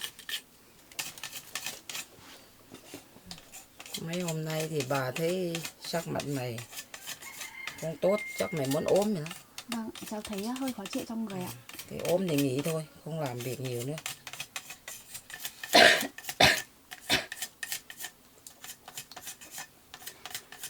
Con thấy trong người hơi mệt. Bây giờ con đi nghỉ một lát. Tí nữa con sẽ hộ bà sau ạ. Bà cháu lên giường ngủ đi. Mệt thì lên giường nghỉ đi.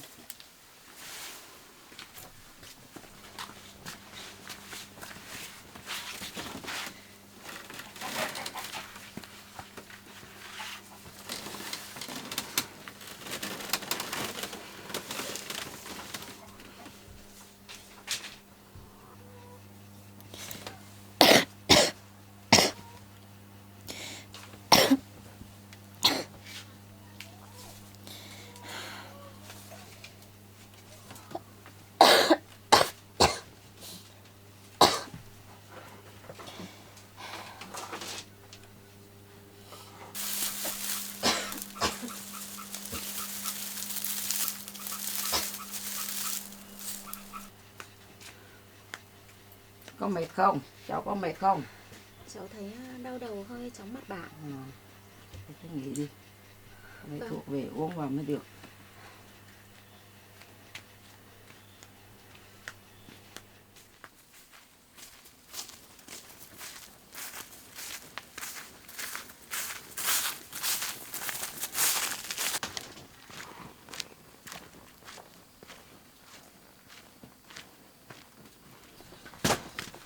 Nóng thế nhỉ?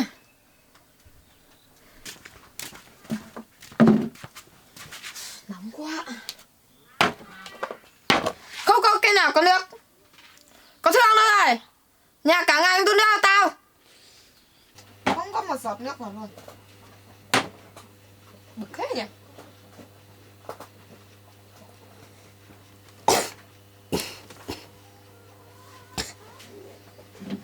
Con thương kìa. Sao mà mày vẫn còn ngủ đây? Sao giờ này mày vẫn còn ngủ ở đây? Mày không đi làm việc à? Mày trốn việc phải không? Mày lười vừa thôi nhá. Mày không dậy đi làm việc đi. Mày còn giờ này mày còn ngủ à? Em thấy trong người hơi mệt nên là em chỉ nằm nghỉ một chút thôi. Nhìn cái mặt mày ốm cái gì mà ốm? Mày lười vừa thôi. Dậy đi làm việc đi. Bà cho mày ngủ, tao cho mày ngủ à? Em mệt thật mà chị. Chị cho em nghỉ thêm một lúc nữa, xong rồi em đi làm. Mày cũng biết mệt á. Mọi hôm tao thấy mày làm việc giỏi lắm mà. Sao hôm nay mày lại đột nhiên mày lại mệt? Em Đứng thấy dậy trong đi người khó làm chịu. đi. Em khó chịu chị ạ. Không có mệt gì hết. Dậy, đi đun nước cho tao, nhanh lên. Em mệt thật mà chị. Chị cho em nghỉ một lát đi. Không có mệt ngủ hết, đi đun nước, nhanh lên. Mày có dậy đi làm không? Đi làm cho tao. Chị đừng có động vào người em. À, hôm nay mày láo nhỉ, mày dám nhờ đến tao đúng không? Hôm nay mày dám phản tao à? Hôm nay tao sẽ cho mày biết. Cô dừng tay lại, cô không được làm như vậy. Cô không có quyền được đánh Thương. Nhưng mà hôm nay con này nó láo. Tôi bảo nó đi đun nước cho tôi, cô đấy không đi. Nó không đi. Tôi nghĩ là cô ấy có lý do riêng. Và dù có chuyện đi chăng nữa thì cô cũng không được hành hạ, không được đánh đập cô ấy. Bây giờ cô đi ra ngoài này tôi sẽ nói chuyện với cô. Mày nhớ, tí tao xử mày sau.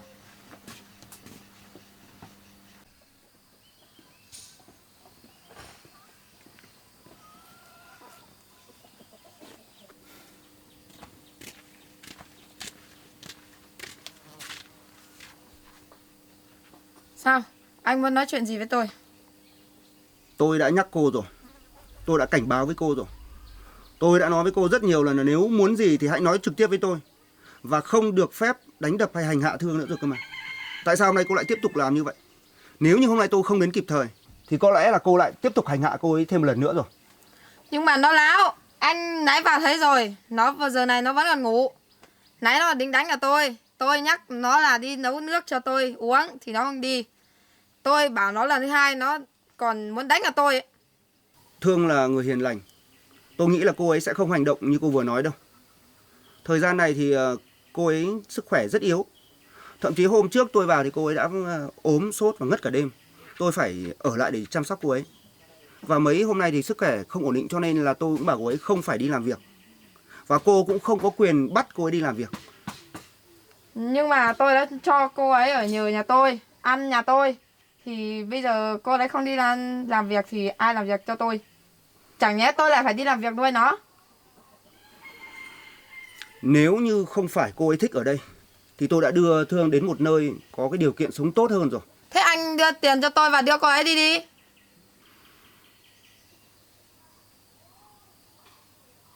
Được rồi, tôi sẽ trả tiền cho cô. Và tôi không muốn cô xuất hiện ở đây nữa. Nếu như cô vẫn cố tình làm như vậy, tôi sẽ không để yên cho cô đâu. Tôi muốn cô không bao giờ xuất hiện ở đây, không bao giờ được bắt nạt cô ấy nữa. Cô hiểu chứ? Thương, em đang mệt, em đi vào nghỉ đi. Anh Tony, anh không cần phải làm như vậy đâu. Em cứ vào nghỉ đi, mọi việc để anh giải quyết. Anh không cần phải làm như vậy đâu ạ. Số tiền đó em không hề nợ chị ấy. Con này, im. Là tôi yêu cầu cô không được có những lời nói như vậy đối với Thương. Em cứ bình tĩnh, mọi chuyện sẽ để anh giải quyết. Số tiền 100 triệu đấy, cô ta nợ tôi, anh vẫn phải trả cho tôi. Chứ đây là nhà của tôi, anh không thể cấm tôi xuất hiện ở đây được. Vậy thì tôi sẽ mua lại ngôi nhà này. Cô ra giá đi. Anh Tony, anh không cần phải làm như vậy đâu. Số tiền đó em không hề nợ chị ấy. Và anh cũng không phải trả tiền cho chị ấy đâu. Anh cũng đừng mua lại ngôi nhà này. Không sao. Anh không muốn nhìn thấy cô ấy ở đây và hành hạ em nữa. Cho nên em cứ vào nhà nghỉ ngơi đi, để anh giải quyết chuyện này. Nào cô đưa ra giá đi. Cô muốn bao nhiêu tiền thì cô nói đi. 200 triệu, cộng thêm 100 nữa là 300. Anh trả đủ cho tôi thì tôi sẽ không ở đây nữa. Được rồi, tôi sẽ đồng ý mua lại ngôi nhà này. Nhưng với cô, tôi cần một sự cam kết. Cô phải ký vào đó. Và lần sau cô sẽ không được xuất hiện ở đây nữa. Còn bây giờ cô đưa ra số tài khoản đi, tôi sẽ chuyển khoản cho cô. Anh không phải làm như vậy đâu. Ngôi nhà này không đáng đến số tiền như vậy đâu ạ. Được rồi, để anh giải quyết. Nào cô đưa số tài khoản của cô đây.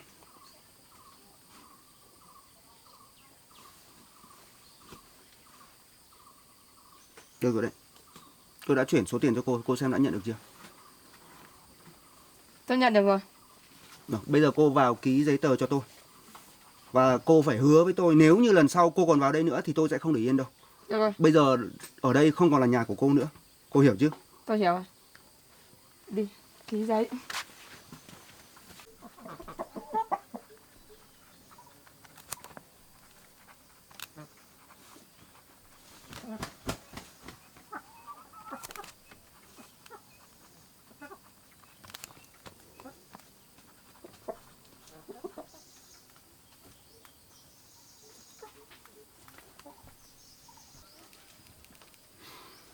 Tôi cần giấy tờ tùy thân của cô. Đây, đây giấy tờ thân tôi đây.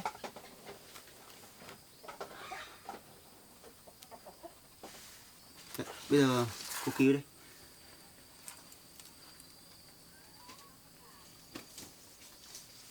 Đây, tôi ký xong rồi.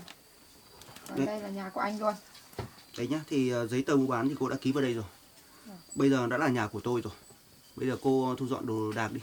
Và cô hãy đi khỏi đây. Đây tôi không có đồ đạc. Tôi xin phép tôi đi luôn.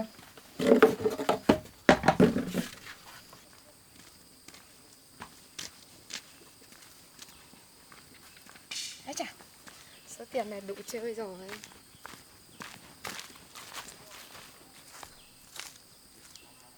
Ngôi nhà này bây giờ đã là của em rồi. Em sẽ không phải chịu sự hành hạ của cô ấy nữa.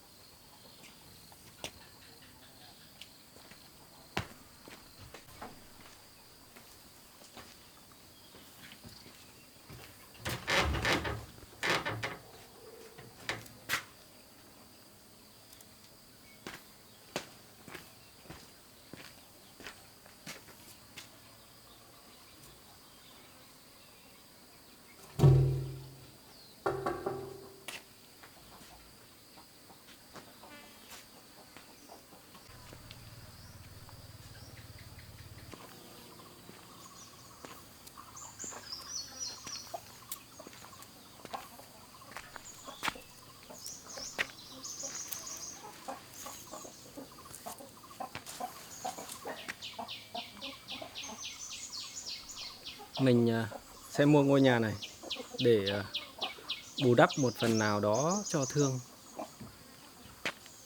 Hiện tại Thương đang rất khổ sở khi đang sống ở ngôi nhà đó.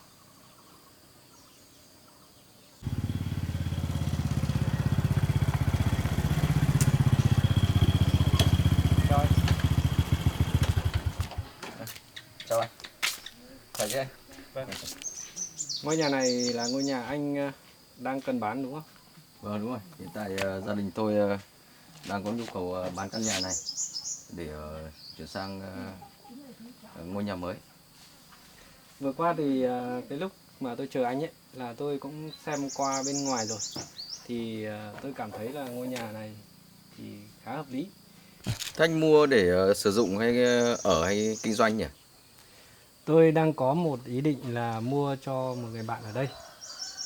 Vâng, bởi vì căn nhà này cũng mới xây, vẫn còn tốt.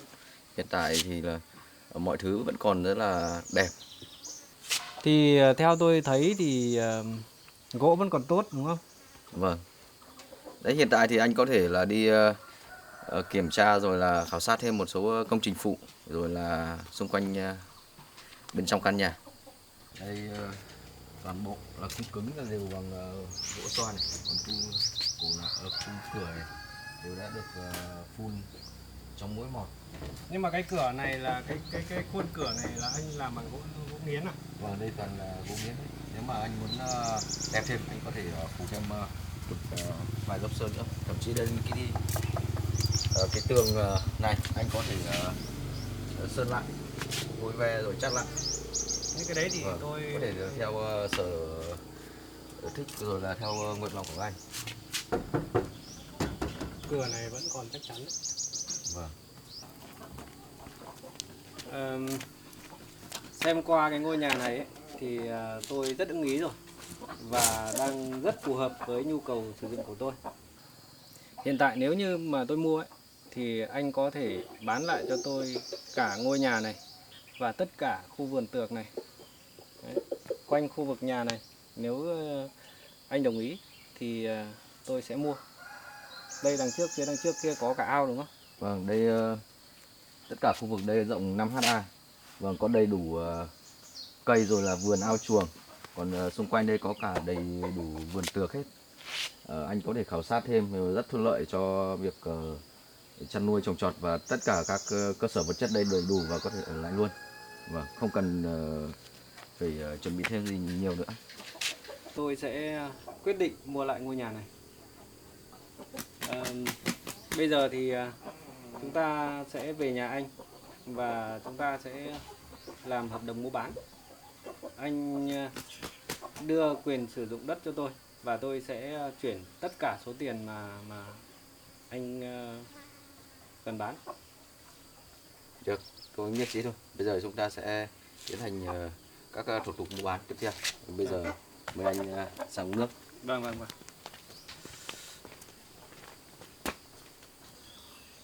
Thương đã rất vất vả và khổ cực rồi. Mình sẽ mua ngôi nhà này. Mặc dù là không bù đắp được tất cả, nhưng có lẽ là sẽ giúp đỡ được cô ấy một phần nào đấy.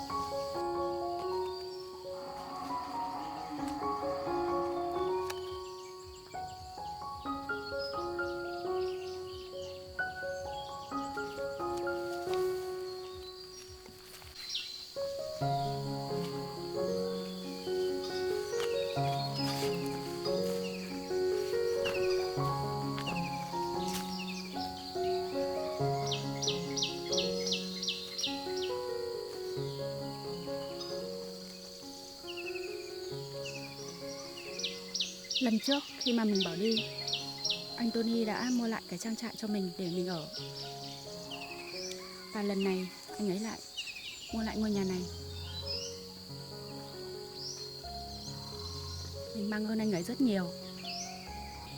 Mình sẽ chăm sóc thật tốt ngôi nhà này để không phụ lòng anh ấy.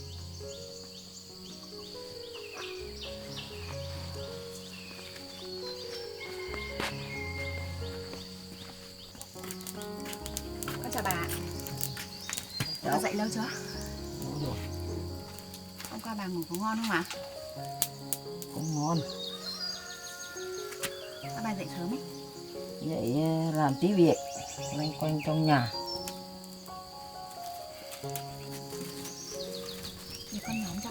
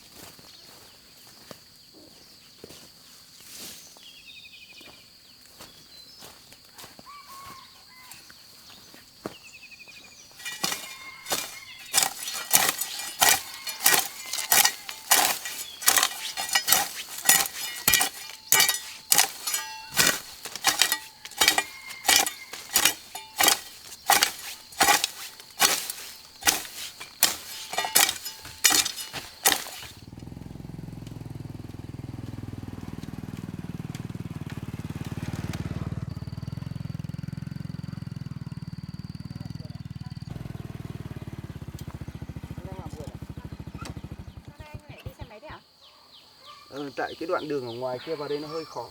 Mọi lần vào là anh hay phải đi bộ vào, hôm nay anh đi xe máy cho tiện. Em đang dọn dẹp chỗ này để làm gì vậy? Vâng, em đang làm cỏ chỗ này để làm một cái vườn nho nhỏ trồng rau ạ. Chỗ này anh nghĩ là nó hơi nhỏ đấy nhỉ? Có liệu có đủ trồng không? Em nghĩ là em cũng trồng một ít thôi ạ. Em mới khỏi ốm ấy, thì sức khỏe chưa ổn định. Anh nghĩ là em nên nghỉ ngơi đã. Những công việc này để từ từ hãng làm. Thì bây giờ sức khỏe của em ổn định hẳn đi thì em hãy làm nhé. Em cảm thấy mình cũng khỏe hơn ạ. Đây cũng là công việc nhẹ nhàng thôi. Em chỉ giãy cỏ và làm cuốc đất, làm vườn thì thấy bình thường ạ. Bây giờ thời tiết mùa hè rồi, cũng nắng nóng. Em nhớ giữ sức khỏe nhé, làm việc ít thôi. Vâng, anh không phải lo đâu ạ. Những khu vực này thì em bị trồng rau hết. Vâng ạ. Em sẽ dậy đến đây. Thế là có kế hoạch hết rồi. Anh đợi em.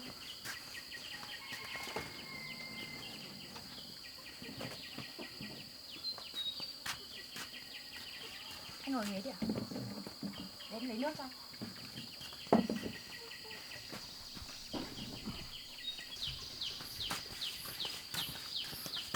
Em đang nước. Em ngồi đi. Em làm cái này lâu chưa? Em làm từ sáng nay. Dậy sớm đi. Để tí nữa anh ra anh làm hộ nhé. Ngôi nhà này bây giờ đã là của em rồi. Em có cần sửa sang thêm gì không? Hiện tại thì em thấy mọi thứ khá đầy đủ ạ.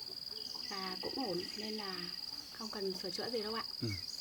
Còn một số chỗ thì em sẽ làm từ từ ạ.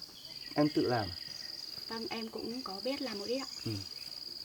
Thế là em sẽ sửa chữa nó theo ý của mình luôn đấy nhỉ? Vâng. Đây phía trước này em đang làm một cái vườn nhỏ để trồng rau ạ. Nhưng đây không phải là nhà của em. Nó là nhà của anh mà. Anh là người đã mua nó. Và em hứa em sẽ chăm sóc thật tốt ngôi nhà này. Anh thấy buồn khi mà em nói như vậy đấy. Anh mua ngôi nhà này là để dành cho em. Em biết là anh không có nhu cầu gì ở cái ngôi nhà này cả. Chỉ vì em thích ở lại, em thích sống ở đây, cho nên anh mua nó. Và anh muốn em hiểu rằng đây là ngôi nhà của em, không phải của anh. Và đừng suy nghĩ gì về việc là anh đã mua lại cái ngôi nhà này cả. Bởi vì giá trị của nó cũng không lớn đâu. Cho nên em đừng suy nghĩ gì nhé. Và ngôi nhà này là của em. Từ bây giờ em muốn làm gì cũng được. Em muốn trồng trọt hay em muốn làm bất kỳ điều gì cũng được. Không phải là chăm sóc cho anh đâu. Nhớ nhé. Em cảm ơn anh lúc nào cũng quan tâm và lo lắng cho em. Chỉ cần em thấy thích, thấy vui là anh cũng vui rồi. Từ lúc anh mua ngôi nhà này thì em thấy bà cụ rất là áy náy ạ. Bà có nói chuyện với em là sẽ rời đi, nhưng bà chưa biết đi đâu cả. Về bà cụ thì nếu như em muốn ở cùng với bà thì cứ bảo bà ở lại, bảo bà không phải đi đâu cả. Anh cũng yên tâm hơn khi mà bà ở lại cùng với em. Ít nhất em cũng có người để nói chuyện, để tâm sự lúc buồn. Vâng, thế thì em sẽ các bà ở cùng lại. Nhưng về việc con gái của bà cụ thì anh không đồng ý để cô ấy vào đến đây nữa. Em cũng nói chuyện với bà thế nhé. Anh không muốn nhìn thấy cô ấy ở trong này bất kỳ một lần nào nữa. Vâng, chuyện này thì em sẽ nói lại với bà. Thế bây giờ anh hộ em đi làm vườn nhé. Sợ anh không quen thôi ạ. Thế đi, mình đi.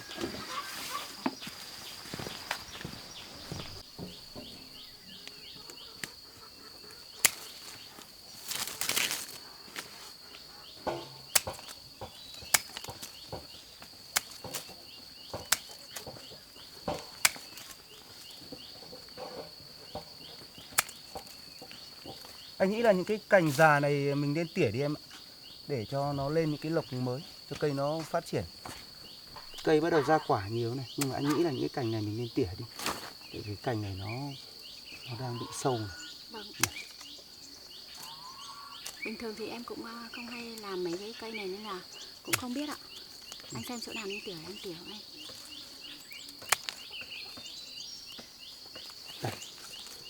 Sai thế. Sai quả nhưng mà cây đang bị bệnh, đang bị sâu này, rất nhiều. Okay, cắt bớt hết, cắt hết. Cái này có phải cắt không? Có. Là cái này cắt hết rồi.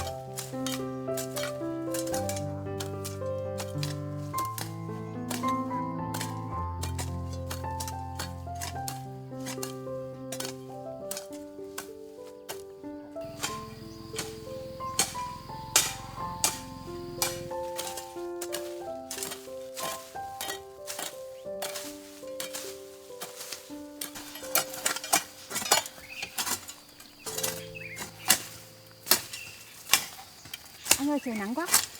Mình nghỉ thôi, chỗ này để mai em làm ạ. Cũng được, thế vào nghỉ thôi nhỉ.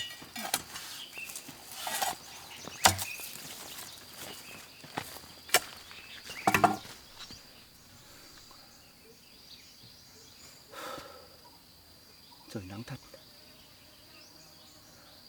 Anh uống nước này. Em ngồi đây, nghỉ đã. Trời nắng nhỉ. Nắng quá. Anh cũng rất lâu rồi mới làm. Em uống đi. Anh uống đi ạ? Em uống trước đi. Lâu lắm rồi anh cũng mới làm cho nên là cảm thấy nó mệt.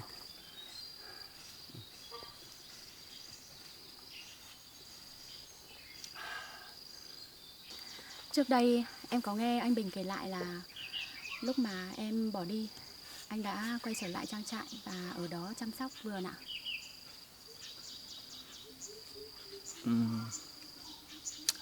Trong cái giai đoạn đó ấy thì khi mà không thể tìm được thấy em, anh cảm giác như là mình đang tuyệt vọng. Anh cũng không biết phải làm thế nào nữa. Cho nên anh đã quay trở lại trang trại. Anh nghĩ rằng một ngày nào đó em sẽ trở lại đó. Cho nên anh đến đó, sống ở đó một thời gian. Nhờ những kinh nghiệm của em đã dạy cho anh về cách làm vườn, thì anh cũng đã chăm sóc được một vườn rau rất tốt. Nhưng thật tiếc là sau đó thì công ty của anh có chuyện, cho nên anh phải vắng mặt một thời gian. Và khi anh trở lại thì trang trại thì đã bị bỏ hoang rồi. Có lẽ bây giờ ngôi nhà đó cũng đã đổ mất rồi.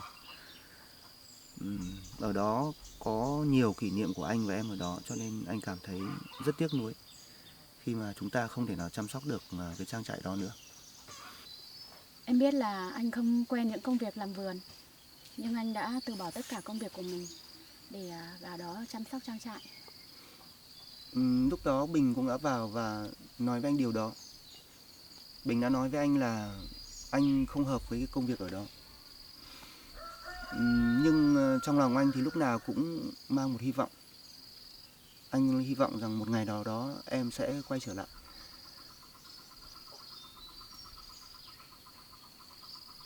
Em cảm thấy mình rất có lỗi với anh. Vì em mà anh đã mất nhiều thời gian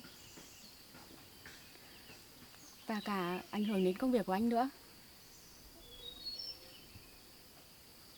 Em cảm thấy hối hận. Giá như em suy nghĩ chín chắn hơn.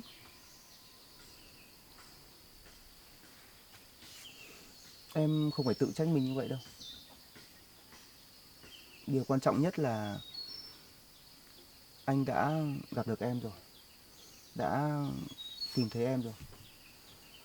Còn lại tất cả những chuyện đã trải qua, anh cũng coi đó là một trải nghiệm.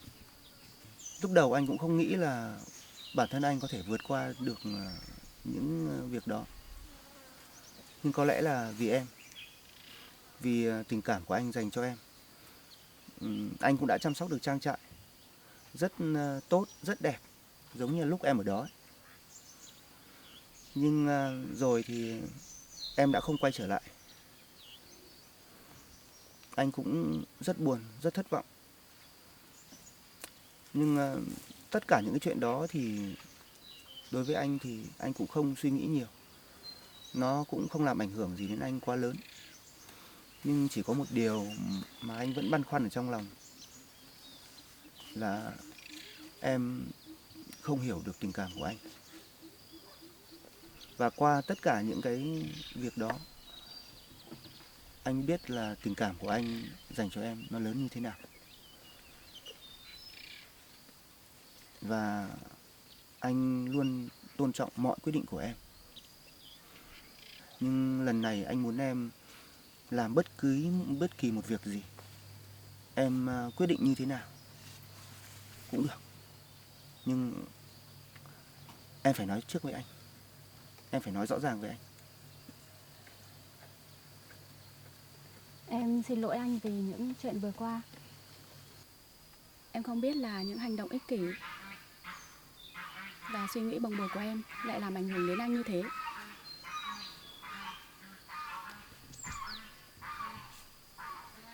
Không sao đâu.